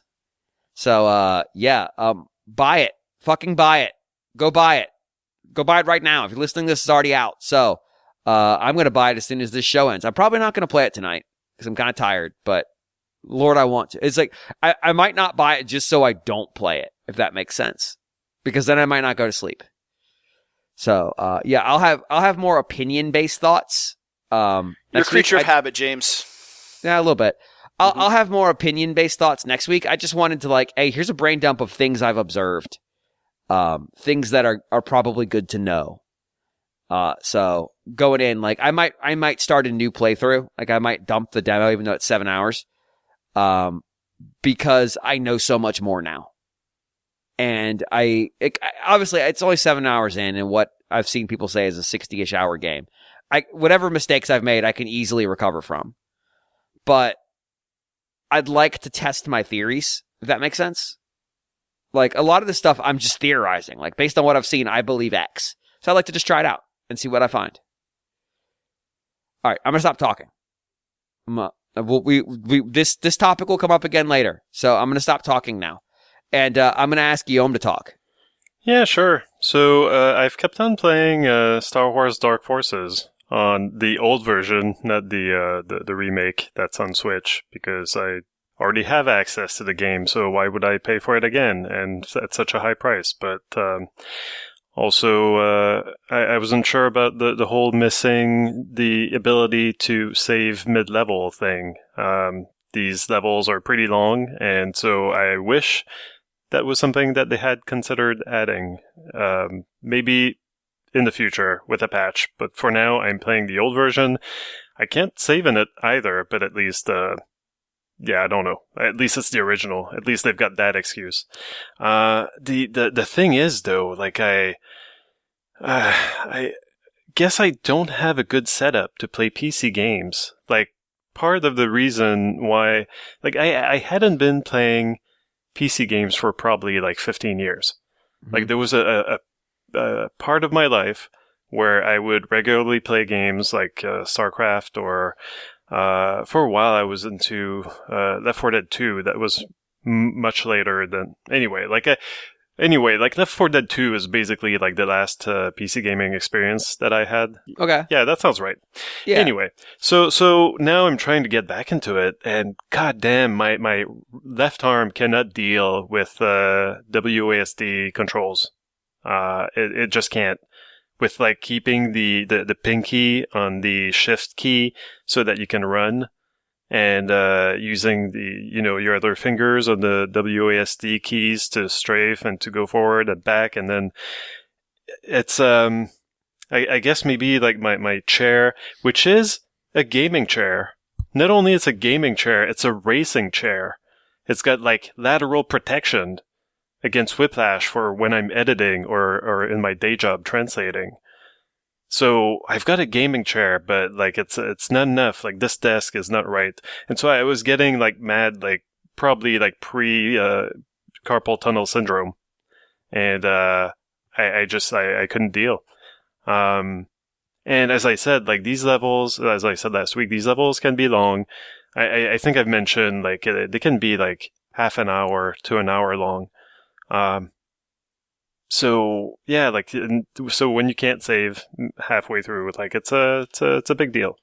Then I watched a stream by the Remap Radio guys, former Vice gaming people, and so they were showing off the remaster version, the remake, and it did not take them half an hour to go through levels. I think that in half an hour they had caught up with me and then gone past where I was. So maybe I'm a little bit more, it's been a while since I played PC games. Maybe I'm just a little bit too cautious, and maybe I'm not just, I've lost all my skills, and I'm really not good at figuring out where to go next in these first-person shooters. Part of it might be also that the lower resolution kind of makes it hard, to be honest, to see where you've been or where you can go. And there's probably also a little bit of when you're streaming, when you're playing to stream, I assume that you don't wait forever, like try to, hide behind cover and stuff like that, especially when it's a game and that you're not especially bad at. But also, like, they didn't give a shit about, like, picking up shield and health items, and, like, I just can't play like that. So, it's taking me a little bit more time to get through these levels. It's still a lot of fun, though. Like, the level design is very interesting compared to what, was going on just, like, a year and a half maybe before that game came out, like Doom. Like, they really... Dark Forces is not just, like, Doom, but it's Star Wars. Like, it's very much... their engine allowed them to do some really interesting stuff with the level design. Lots of moving parts, lots of platforms. There's a surprising amount of first-person platforming, which is not as bad as you might think, at least not initially. It works pretty well. But I do wish that I had an easier time, like right now, to look up and down. I have to use the page up and page down keys on the keyboard. So I have to basically like leave my right hand has to leave the mouse to do that. So it's not exactly, something that you do a whole lot in the game. In the remaster, you can have free look, basically, which is probably very helpful for those sequences. So that kind of makes me wish a little bit that I was playing the remaster, but then again, I've got other stuff to play. And that other stuff is Ufouria 2, the Saga, the sequel to Ufouria, the Saga. And yeah, like they probably should have titled this Ufouria, the Saga 2, since the name of the first game was Ufouria, the Saga, but no, that's not how they do things. Because so I learned a lot just right before we started podcasting, because I looked up the game on Wikipedia and I discovered that it's a much longer running series in Japan than I thought. Like, I thought that, there was this game and it was a blip and now, like we get a sequel. But no, like, it's a multi-genre franchise, basically, where it's had like comic book adaptations. I'm seeing here like something like 12 titles. Some of them are like, a Puyo Puyo kind of clone thing. It's all part of the Hebereki series too. Yeah, the Hebereki series, which Hebereki apparently is the onomatopoeia in Japan that's meant to, like, it translates as like drunkenness. Sure. So that kind of tells you, something about this franchise. It doesn't take itself seriously. It's meant to be goofy and weird. And so Ufouria 2, it's cheaper than Dark Forces. This game was like $30 Canadian, so probably, I don't know, 25 or maybe even 20 American. So it's a budget title, but it's very pretty. It has this the felt look that that was pioneered by Kirby. Good feel, yeah, by Kirby, by Yoshi's Epic Yarn and etc. Am I making up titles now? It doesn't sound real. Kirby's Epic Yarn, Yoshi's Woolly World, Yoshi's Crafted World. Yeah. Thank you. I should do my research more. But yes, so it's got like the characters look like little felt dolls basically, and Kirby's Epic Yarn. A lot was said about how the Wii was standard definition, but Kirby's Epic Yarn seemed to use that to its advantage to make the fuzzy look good, basically. But Ufouria 2 is HD, and it's making the HD, it's taking advantage of the HDness to really make the felt really realistic, like the little character is very fuzzy, and also like it's got this little hat, and the hat has like this, kind of like stray hair basically kind of sticking out. It's very kind of realistic, and the game has a ton of personality. The original game, so Ufouria, the first one, we discovered it on the Virtual Console, I think on the Wii, and maybe the Wii U. I don't think it's on NSO. No. No. I mean, there's some Sunsoft stuff on NSO, isn't there? But not this one. And there is, I believe, at least in Japan, going to be a standalone re-release of the original Famicom Hebereke game. So don't expect it on NSO, basically. I don't know whether that'll be something we can purchase from Western eShops at some point. But it kind of brings one of the things that's kind of interesting in the some of the coverage I've seen in terms of how different is this, other than because it says quite upfront it's a sequel, but how much is it like a remake and how much is it like a sequel? Well, it would be hard for me to say because I never actually played through much of the original on NSO. I not on NSO, I mean on the Virtual Console. I bought it and I marveled at the animations, which are very good, very goofy. Like immediately, you would try, like this was a Famicom game, right? And so you would move around, like you when you would kneel and when you would move left and right while on the ground, like each of the 4 different characters had like a different weird animation showing them crawling, including like being on their backs and kind of pulling themselves forward with their feet. It was, the game had a ton of personality, but unfortunately it was a little bit obtuse, like you didn't really, like it was kind of a Metroidvania, like, but the map system was not particularly helpful, and it was not always obvious where you were supposed to go next. But definitely, like the animation and the visuals made an impression. This is like this sequel retains all of that personality, and the characters are now very cute and HD and look like felt dolls, but also like they retain very goofy and fun animations, and I think that's the main draw. Like this is a very fun game to look at, and it's just like it's the kind of game that makes you happy because it's so ridiculous and nice looking. But it's not a full-on Metroidvania this time. I think I've seen various reviews just calling it, kind of Metroidvania-like. But, like, what does that like mean? Well, it means that this game is divided in stages. It's got basically 4 biomes. But there are maybe, I think, 8 levels. So the biomes kind of repeat.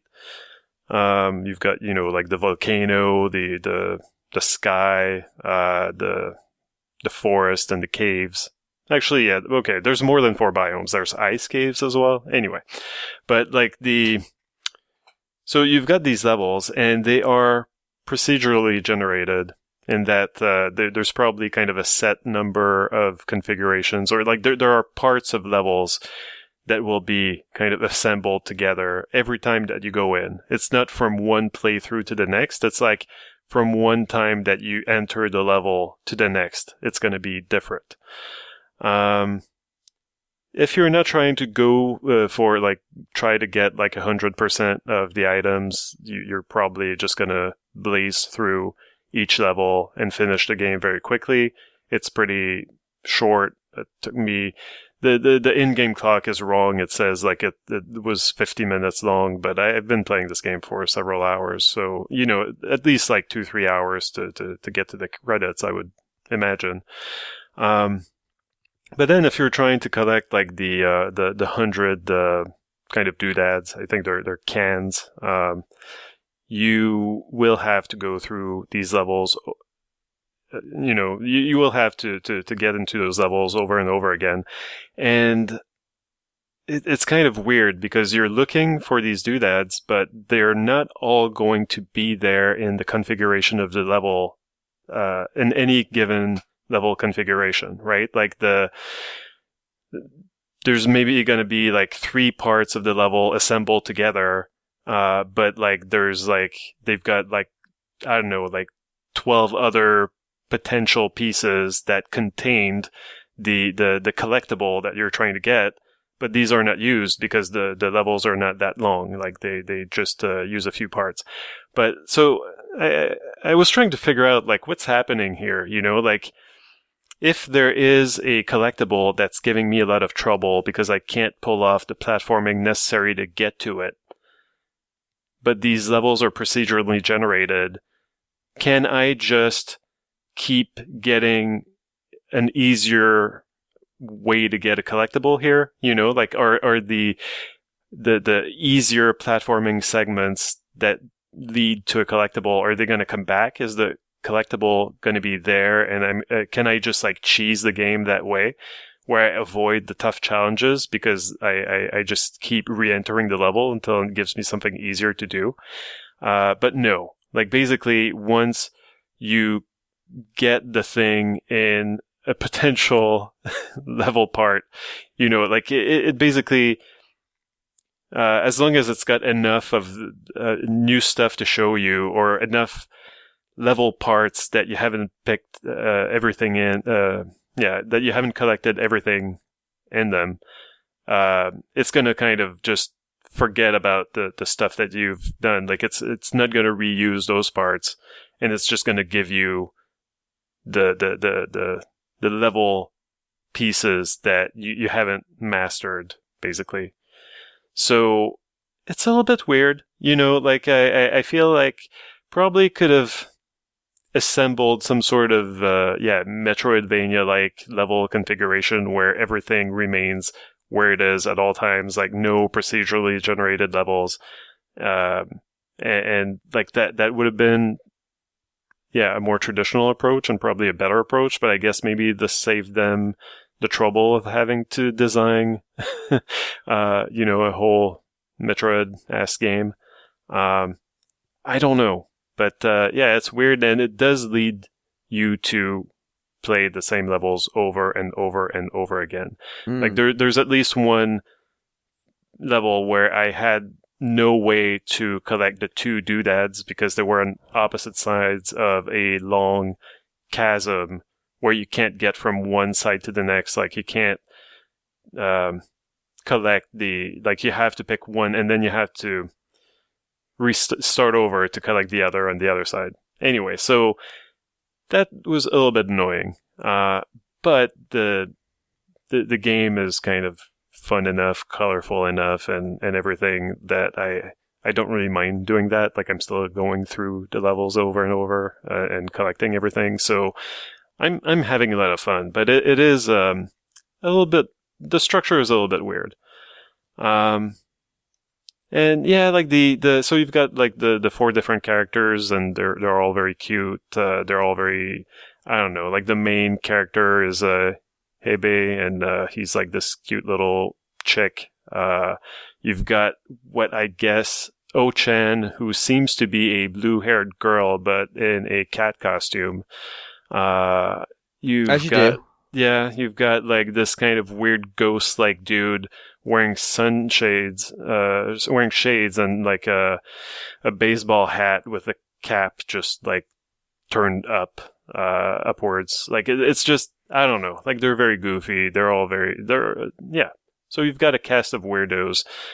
They've got slightly different abilities, but it's not, it's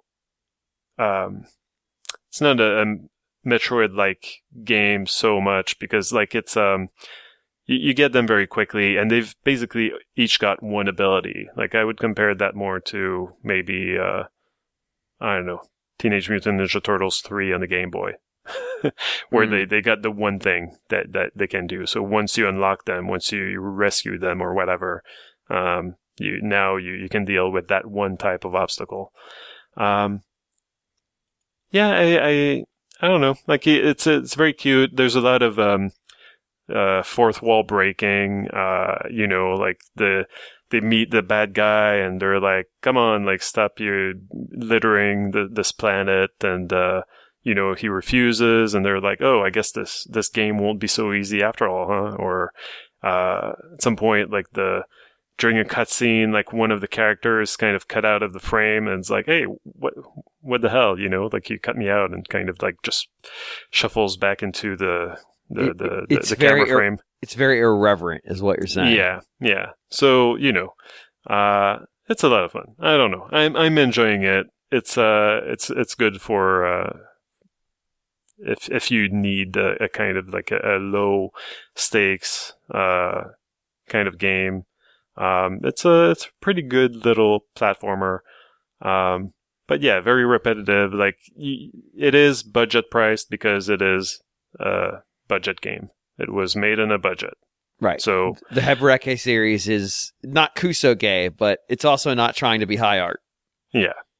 So I think I would recommend it if you enjoyed the NES game on the Virtual Console, or if you wish that you enjoyed it, then you certainly enjoyed the animations, but you didn't really get far into it. I think that this is a much easier entry point. It's it's way less obtuse, and it's fun to play through. So I recommend it. Okay, all right. We're just gonna do one email this week. I know this is a trend. Next week's email. Watch them announce like a direct, and it's gonna be like we're gonna take the whole episode on it. But next week we're gonna go for some email. I'm gonna hold everyone else here to that, but not myself. I'll just go ahead and read it.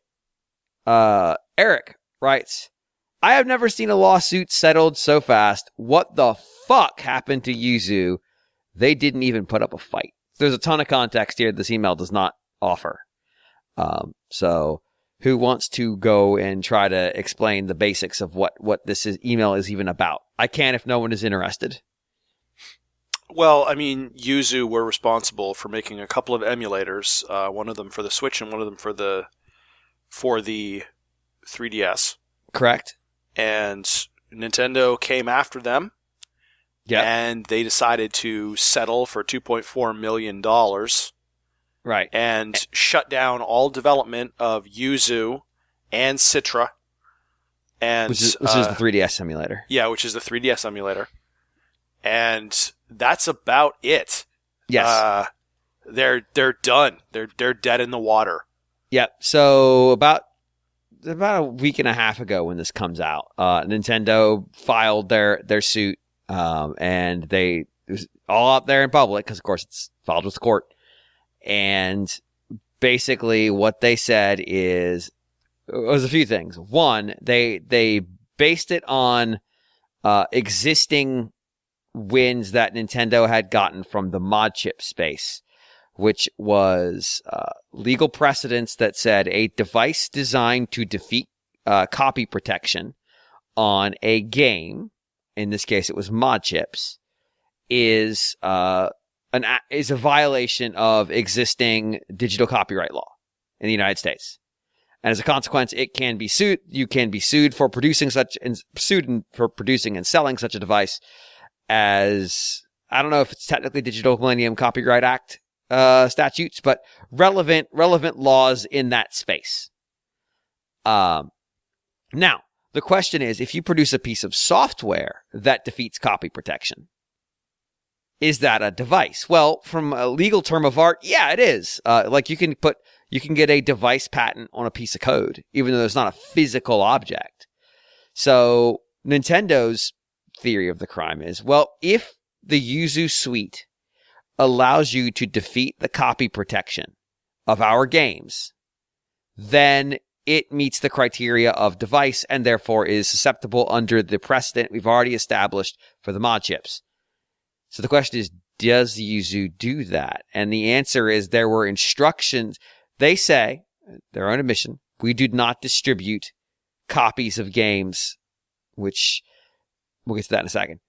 But there were instructions available in the Yuzu Discord, and I think even in their instructions on the GitHub repo, on how to rip games from the Switch. And this is tied back to a flaw in the Switch's attempts at security. I think there was a hardware flaw, actually, that exposed some of this stuff. But ultimately, yes, it did allow you, using their tools and instructions, you were able to defeat the copy protection on these games, distribute these games as, I don't use the word ROMs because it's different these days, but essentially distribute these games and use them in emulators like Yuzu. Nintendo said there it is. That's under the existing precedents. That's it. That's all we need to prove. Buy them out, boys. And by buy them out, we mean exactly the same way that Bill Gates meant it in Simpsons. But there's more to it. Nintendo's lawyers also said, we believe that in discovery, we will discover. Discovery is a legal term. It means when parties sue one another, there's a period of time where they're able to say, I want to see all of these resources that you are supposed to be maintaining as a legal entity to confirm or refute our claims. Essentially, it's evidence collection where you have to provide the evidence to your opponent in the case.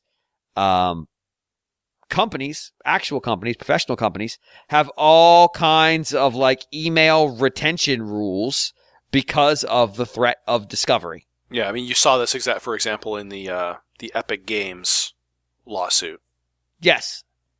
And so Nintendo's lawyers said, we believe during discovery we will find that there is a large bank of ROMs, from use that word, basically copy protection defeated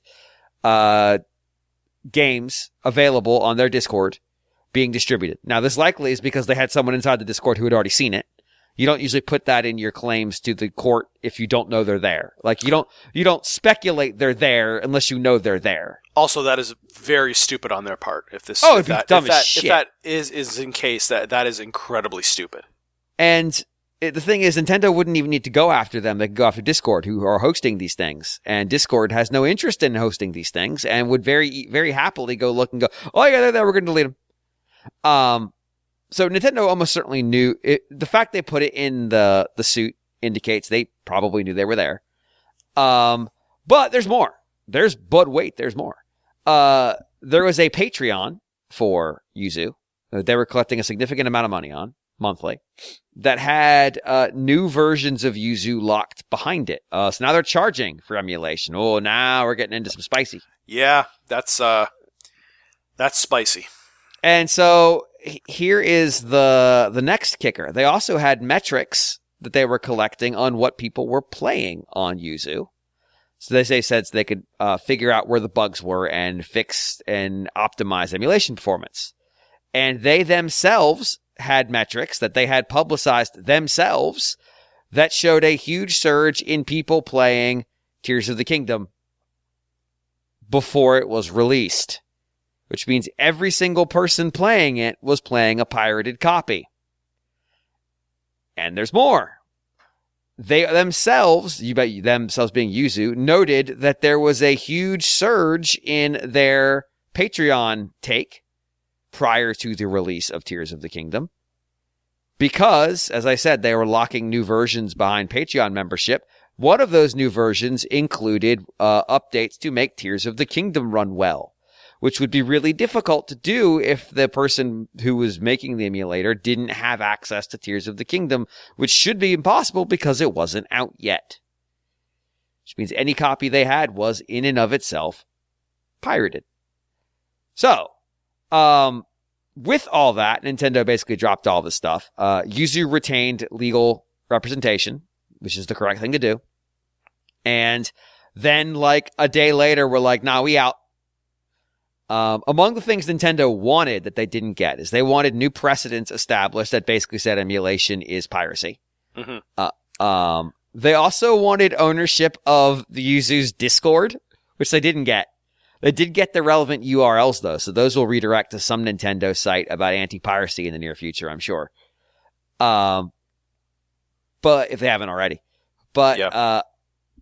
They got a cash instrument that's not a judgment against the people. It's a judgment against the company, the corporate entity that was Yuzu. So they'll probably just dissolve the entity, declare bankruptcy, and then nobody will pay anybody.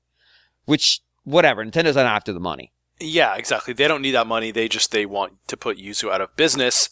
Right. The problem being, Yuzu was a business doing this. Right. Just the creation of this software and disseminating it and allowing people to emulate these games, rip them, do whatever. That's very different than creating that software, setting up a legal entity, and selling that software and actively profiting off of it. And even if you're saying, well, we're not selling it, you can have it for free. Yeah, but the new version, the one people want, is behind that paywall. Yeah. It's like, okay, you're selling it with extra steps at this point. Yeah. Which courts, generally speaking, aren't fooled by the doing the thing with extra steps. Like judges, for better or worse, do usually have law degrees. They're not idiots. We might think they do stupid things, but that's a different statement. And this would have been federal court, so you're dealing with a different tier here than like a local court. Yeah. But the other part that is why they settled is they retained corporate representation, who probably told them, like, look, if you want to fight Nintendo's lawyers, it's going to cost you millions of dollars, probably more than this settlement. And by the way, you also don't have a hope in hell of winning. Yeah. Also, there's a very good chance you lose anyway. Yeah. But this is much like sampling in music, where if you want to sample somebody's music and put it on YouTube and not make a dime off of it, that's cool. Heck, even our podcast. We don't make any money off this podcast, so if we want to tack on copyrighted music, who cares, right? Doesn't matter. But if you want to, like, the second that you start making money off of something, and not only that, it gets popular, people are going to start sniffing around. Yeah. You're going to get on companies' radars, and it gets tricky. It does feel like the fact they had metrics showing that people were playing games that they literally could not have purchased. Yes. Is bad. Yes. It's very bad. I mean, even if you're, we've seen that be problematic even with people that have acquired non-pirated copies, legitimate copies of games, and they've had their account shut down, gotten banned, stuff like that. Like, what was it? I think it was with Starfield, where a guy was able to steal copies ahead of time before the game was even released, and that guy, they came after him. Yeah. So there's that second tier though of, okay, so you've been defeating the copy protection. We already have statute that says this is, or we have precedence that says this is piracy in and of itself, as defined by U.S. law. We believe that we can, with this case, like, this is probably what Nintendo was more interested in. I mean, shutting Yuzu down, sure, that's great. But they've had time to do that for years. Yuzu's been around for a while. Mm-hmm. What Nintendo didn't have before was they didn't have the final rulings in the mod chip cases. So this is lawfare. This is them saying, okay, we've established this ground that we're on. We're going to advance tactically towards our ultimate objectives. And so we've established precedence that says defeating the copy protection is piracy. We have existing precedence that says software can be a device. Ergo, we can say this software device used to defeat the copy protection is in and of itself piracy. And then we can extend out, or now we're approaching emulators. Now we're actually stepping further into territory that previously we didn't necessarily have the legal toehold to get the win in. But the other part is, look, like, they weren't being shy about what they were doing. They were advertising. Join the Patreon to get the version that can do Tears of the Kingdom. That's exactly it. And like I said, Nintendo, they were effectively running. You could argue they were running a criminal enterprise. I mean, Nintendo sure did. Yeah, successfully. Yeah, and so by the case not going to court and not actually going to trial, the Yuzu team almost certainly saved money. Because even if they won, like, they could have countersued for legal fees, but there's no way they were going to get that awarded. Yeah. Because that I didn't know that they were an LLC. That's bold. Yeah, it's a decision. That's bold. The space was gray enough that like they're not going to be able to get any legal fees out of Nintendo, even if Nintendo had lost the suit, which they might not have. And as a consequence, like it was a lose situation for them. Yeah. So folding was, from a tactical standpoint, the right call because the players, the major players, the people can just dissolve the entity and walk away. And that debt is effectively lost to the world. And that's how I'd play it. That's my 1-2 move. The one thing that came to mind though is, I'm sure from the Yuzu people as well, they were sort of like, okay, it's kind of the Obi-Wan scenario where it's, you can strike me down, but they'll make me stronger than ever. In other words, somebody's going to take the source code. That source code was shuttled off to somebody somewhere, and that'll live on. That emulator isn't going away. But what Nintendo has succeeded in doing is making it really easy to update it, get a new copy. I mean, that's effectively what they were doing. Right. They've crushed the primary code development for the emulator. Yes. So, and keep in mind, like, we don't know what Nintendo Switch successor is, when it is, et cetera, et cetera, et cetera. We don't know if the learnings that came from building this emulator potentially expose security in that one. Now, there was an issue with the Switch hardware that made it easier. Like, it was actually pretty hard to defeat until somebody realized this workaround in the hardware. That will definitely be blocked in the new device. Like, absolutely 100%. But it doesn't mean something else won't be found. Yeah. So it's an ongoing battle. Right. It's possible that by taking out what was a pillar of this space, they have defanged for the future whatever their next prospects for having its copy protection broken is. Like, the emulator, whatever, it is what it is. There's another Switch emulator out there that's not gone down because they didn't have the ability to break copy protection in it. Yeah. And so that was what Nintendo went after. It wasn't the emulator. It was that functionality. And, by the same token, people writing this software, they will take that and say, noted. That's what gets you sued and that's what makes you lose in court. Gotcha. Right. So now they settled because it was the right thing for them to do economically. Like, it just was. The rest of the industry probably breathed a little sigh of relief because Nintendo didn't get to establish new precedent. Yeah, that's what when I saw that Nintendo was effectively trying to outlaw emulation, period, that's where I was like, okay, let's see where this goes. I don't even know if they were that crass about it. Yeah. But, like, they were clearly a rock rolling down a hill. They were kind of like, they were definitely pressing their luck and trying to see, hey, how far can we take this? Because why wouldn't they? It only benefits them. Right. So, like, no matter what they got out of this one, if it established any new precedent, that's a jumping off point for the next round of lawfare. Mm-hmm. And, like, whatever, do what you got to do. That's why Nintendo has millions of dollars of lawyers on retainer, I'm sure. Yeah. So, like, there probably was some stuff there. But then again, we have to go back to the part where they spend a bunch of time in the court filings talking about, we believe that there's all kinds of shit going on in this Discord. Like, yeah, there probably are, I was talking about this in our Discord, where it's not full of pirated games. Please don't go looking for them there. It's just full of a chat where we've segregated all the Xenoblade talk to, so they can go thirst post in there.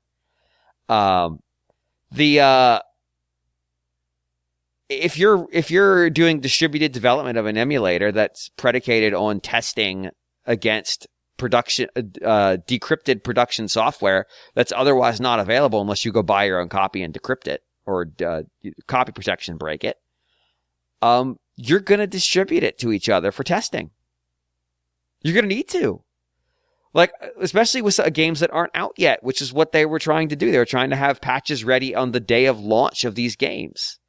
So if you have a team of developers and somebody manages to get a hold of Tears of the Kingdom through some way or another and makes a copy and breaks the protection, well, that means only that person could develop against it. Well, that's not going to be successful. You need more developers.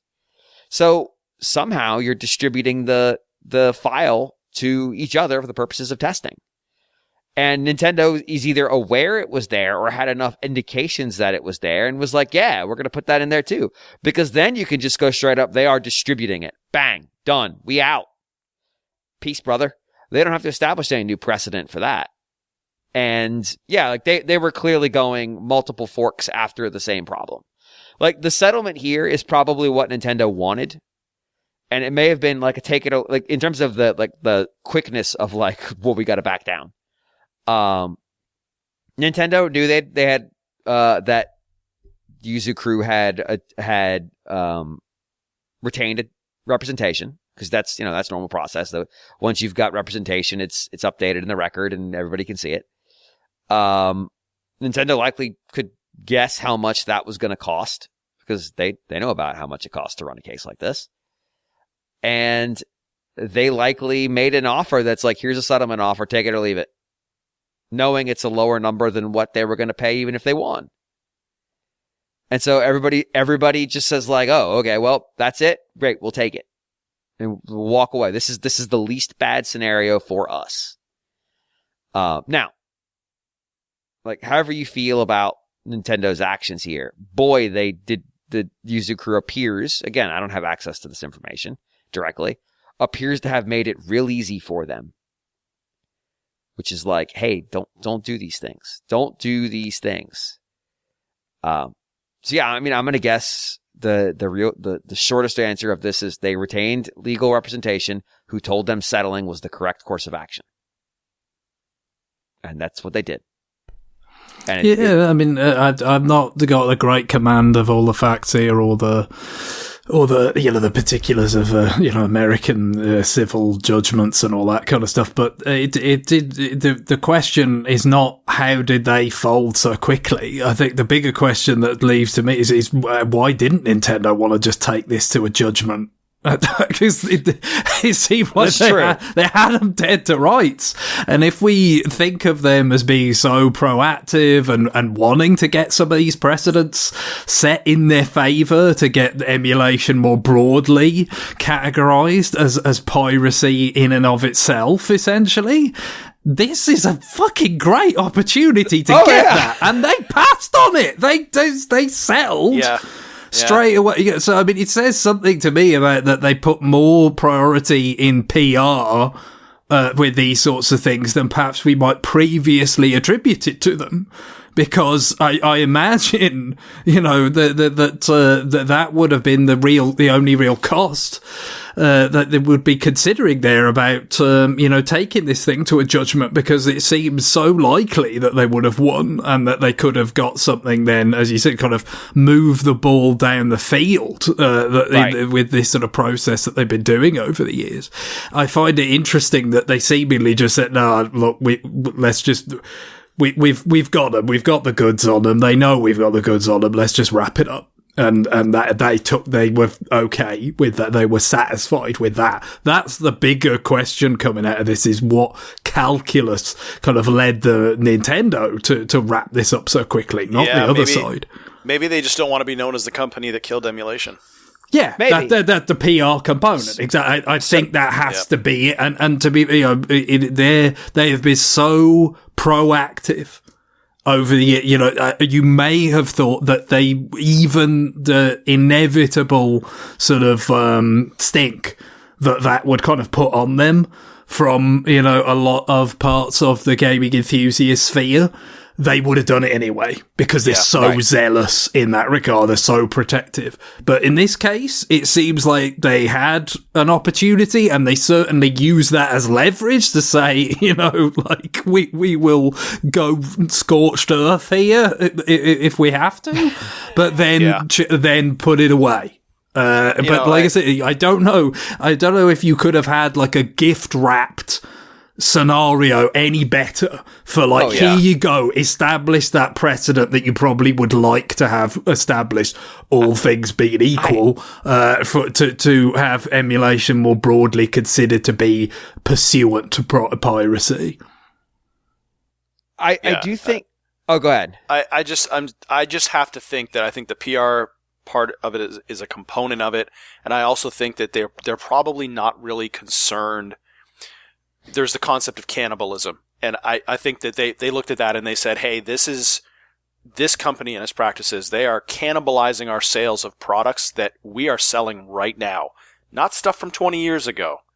Right. You're not going to be cannibalizing off of sales of Super NES games, especially when they're subsidizing their income with that by I think the Nintendo Online program also factors into this because they can now make money off of those older games just from that in and of itself. Sure, they're spending money throwing those games on that service, but those old games, they're now monetizing them. So emulating them, it's not really that much of a concern because people can get at least some of those games and they can make some money. That backlog can be mined for money now. Well, and emulation isn't that much of a threat. And people aren't paying for those games individually. They're paying for them as a service. So exactly. I think the other thing is they may not have established new precedent, but they did establish that they will go at, like, if you write software to break our copy protection, we will go after you. It's not precedent. It's not legally bound on anything. There's no decision on it. But that was really their target here, was like, hey, don't fucking do that. Don't write software that breaks the copy protection, because presumably in the near-ish term future, and I'm using that in the relative sense, like it could be in next couple of years, they will have a new format for software for a new device that will have new copy protection.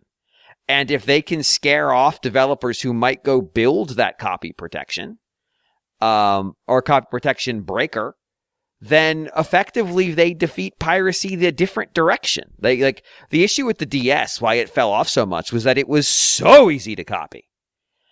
So easy, like there was nothing in the way. 3DS was better. 3DS was a lot better. Like there was still piracy on 3DS, but it was so much better than on DS. And Switch, until, the issue got exposed, like was very, very good. So if they can, tighten it up so there's not these gaps, but that's really hard. It's really hard to do that. And B, I'm using that word lawfare, to scare off anybody who would try to produce that tool. Like, the Ryujinx emulator, which doesn't have that capability, it can still be out there, but if you can't crack the ROMs, there's nothing to play on it. So, it doesn't have value. It's just a thing that exists. So, go make your emulator. You can go emulate the hardware and run all kinds of, bootleg things you want to make on there and run, weird hardware tests and benchmark stuff and whatever you want. But when it comes to playing real software, it's all still locked up. You can't get to it. And that's what Nintendo wants. They want to make sure that the next time the console cycle rolls around, that their software is Fort Knox and that nobody dares try to break the door down. And so they went after not only someone who was breaking the door down, and quite brazenly, to make an example of them, but this is an established organization that had done this on 2 consecutive Nintendo systems. They shut down from their perspective, repeat offender. So they won't be in position to produce one for the next system.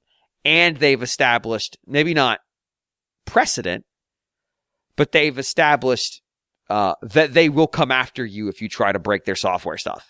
And that they believe that precedent that presently exists is strong enough to justify them doing it.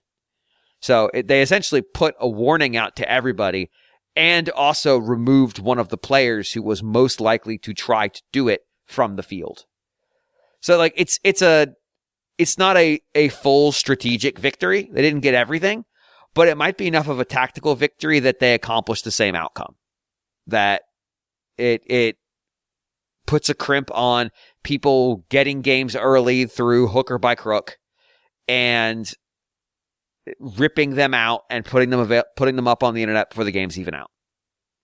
And that's what they want. They want to be able to say, because look, even Nintendo, this is true for most companies, Nintendo less so, but even Nintendo gets the bulk of their sales early. Go look at Tears of the Kingdom sales. They were bonkers that first quarter, and they've really fallen off. Nintendo games, we think of them having longer tails, and they do, Some very much so. That's one that really burned hot, and that may be where they feel especially sort of that particular case of them touting Yuzu touting the fact that they were getting this bump, with this demonstrable bump in revenue and use at that time. As much you could say, that those sales, if you didn't get them then, you might never get them because it was this thing that kind of burned hot. And so you might be able to, one of the many ways you could demonstrate damage there actually being done relative to, a lot of the other stuff, just tends to keep ticking over, slowly over time, with the games, perhaps, for people who, so you can wonder who's left to buy Mario Kart 8 Deluxe, but it keeps happening, people, buy Switches for the first time, even, the 7 years in, that is still happening. And software sales have remained robust. That is one of the things that's allowed it to last this long, is you haven't had that drop off that's happened with previous systems. And, the security element has got to be one of the factors, even though it hasn't been watertight. Otherwise, this would never have happened. They've managed to keep it in a place where it hasn't reached a tipping point. It very much did with DS. I mean, if you've ever looked on eBay to buy a DS, like everyone and its mother has got a bloody R4 card with it. Because, the person selling the DS is just going to, sort of send on its way along with it. That it reached a real, relatively mainstream penetration there that did feed back into how quickly software sales for the platform tailed off, and therefore, increasing the need to transition that platform. Now, when you think about how long Switch has lasted, I mean, it's crazy, really, especially when you consider that, you haven't had a new Nintendo platform. In the past, when they operated two concurrent hardware lines of portable and console, we're always getting a new piece of new Nintendo hardware every, 3 or 4 years a lot of the time. That was a new platform now. So not like GBA SP, but, so you go, well, we've got, we've got Game Boy Color in 98, and then we've got, GBA in 2001, and then the GameCube a few months later, and then we're on to DS in 2004. This is every 3 years and stuff. Whereas, we don't know exactly when, but it's somewhere going to be around 8 years for the Switch. And that you would not have been possible, probably, if they hadn't kept a lid on this kind of stuff to a fair degree. It would have, it's not that it's impossible to do this stuff, because obviously it isn't. It's that the barrier of entry is still very high. And so it very much limits its penetration into the market. Whereas, with the R4, it was super easy. And so there is, anything they can do to make it so next time the barrier's even higher, even more difficult, even more expensive, even less available to the general public, the better off their platform will be. So, they're digging the moat wider, essentially, with this one. And they're not like building an impenetrable, they're not like completely burning the rest of the world to the ground with this one. They made the moat a little bit wider, a little bit more difficult to cross, a little bit more dangerous to cross. And that's the settlement, why the settlement happened. Like, it's just because it was the only smart decision they had. And look, the crew that settled knows what's on that Discord. Nintendo knows what's on that Discord. I'm sure Discord told them what's on that Discord. Because I'm sure they are a partner in some form or another. Or Discord would like to be. And so we'll let you know. Because even if Discord says we won't share what you've got on your thing, there are definitely carve-outs for illegal activity. By law, there have to be in some countries. Absolutely. Yep. So Nintendo could just go to one of those countries where there by law is one and get that information. So I'm sure they worked it out. And if Nintendo didn't have somebody on the inside, they could have just called Discord's corporate office and gone like, hey, we suspect. Can you check? And that would have taken care of it. But I mean, Discord has no interest in standing in the way of legal of a lawsuit like that or any legal activity. Because then they become the host and become a target. That's exactly it. It becomes their problem. Right. So like safe harbor provisions protect them from the postings of their clients as long as they carry out their responsibility when notified of violations. If they ignore them, then the safe harbor provision goes away, and then they become responsible for any and all piracy that is taking place on their platform. So as long as they act, they're safe. If they don't act, Nintendo could come after them too, and they would have had way more money to go after than the Yuzu people. So. All right. What? So basically, do not pirate stuff and then sell it. Well, don't run a project that gets Nintendo's attention either. Yeah, exactly. There's just a lot of things there they shouldn't have done. And certainly don't download a car. Well, I would download a car. I don't think you should. I think Microsoft would like to offer you a car to download based on some of their E3 presentations of years past. I have, in fact, downloaded cars from Microsoft many a time. Also, do you think Microsoft will ever be self-aware enough to have, like, you know, their sort of logos that they have now with, like, all the different things they've acquired, to just have one where, like, scrawled on there is plus Hyper Global Meganet or whatever it was that Homer's company was named in that episode that you referenced earlier on when he became the Internet King or whatever it was. Honestly, they should just ask Disney how much to put it in there. I doubt it would be that much. Like, sure, give us $10,000 and you can have the right to Hyper, whatever that company was called. And then just constantly have it pop up in Microsoft family of companies or whatever that dystopian logo or image they have is. Lord. All right, I think that's gonna do it for us this week. I think we've created an episode for your ear holes. So, our life advice this week is don't do things that are really stupid and attract legal attention. Really, that could be it for every week, but particularly this week. Greg, what's our music to wrap the show up? Well, we had a request in that I'm quite confident has absolutely nothing to do with emulation. So this is from Simtendo, who says, I've been playing some Virtual Boy games for the first time, and I'm surprised how good the music is. My favourite so far is Galactic Pinball's Cosmic Table theme. I feel like it would make great end music. So, yes, again, I could well have got a Virtual Boy off eBay and be playing an actual cartridge, but this is a soundtrack I've actually come across before, and it's quite nice in general. There's a few interesting features about it. Now, I think at least mostly the music was composed by Kenji Yamamoto, who was one of the composers on Super Metroid, which is not a surprise, of course, because Virtual Boy was and its software was principally the work of Gunpei Yokoi's group, R&D1, who also made Super Metroid.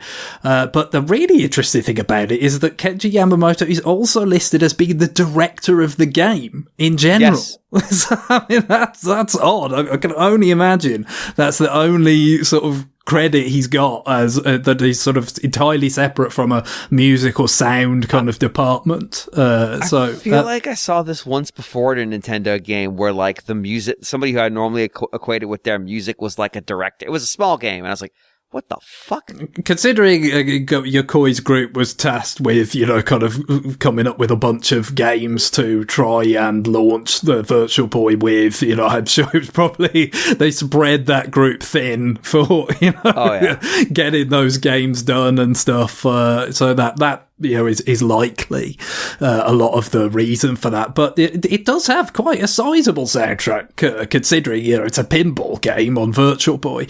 Virtual Boy has a kind of interesting interesting sound. There's an element of it that feels like there's continuity with Game Boy. You know, it has a similar kind of synth kind of sound, but obviously with higher fidelity. But like I said, this soundtrack in general is pretty good. I've heard a number of, so you do get like a version of Samus's theme from Super Metroid, because she has a cameo in it, in this pinball game, which it's pinball, but the ball in question is actually more like a puck, if you've ever seen it. It's got to go around. It's kind of interesting. I really like a song on this soundtrack called Lucky Star, but this one that Simtendo requested, I think is more apt for end music, 'cause it almost could be like credits music, even though there is a separate credit song, which is also pretty good. But this has more of that kind of vibe to it, the cosmic thing. So a good choice, yeah. And there's probably some more kind of interesting Virtual Boy soundtrack selections out there, but I've never actually played Virtual Boy games myself, and since Nintendo has not deigned to provide an official way to do it, and especially considering they passed on that on 3DS, where it would have made sense, it's almost certainly never happening. I don't know when I'll come across more Virtual Boy music, but there's some good stuff out there. Unless it ends up on like a Smash soundtrack one day or something. Yeah, I mean, the Virtual Boy got some sort of reference in like Game & Wario and stuff, but Tomodachi Life. Tomodachi Life. So again, stuff that tends to have some kind of tracing of the lineage back to the R&D 1 days. Smash hasn't quite, kind of done that. But as for Kenji Yamamoto, I don't think he's got many composer credits since DKC Returns and Tropical Freeze. It's mostly supervisory roles since then. I don't know whether he would have chipped in with the odd composition or something, but seems to have gone to music supervision executive heaven, or whatever, the music version of that. All right. Well, on that, it is time for us to go. Bye, everybody. Later. Bye. Bye-bye.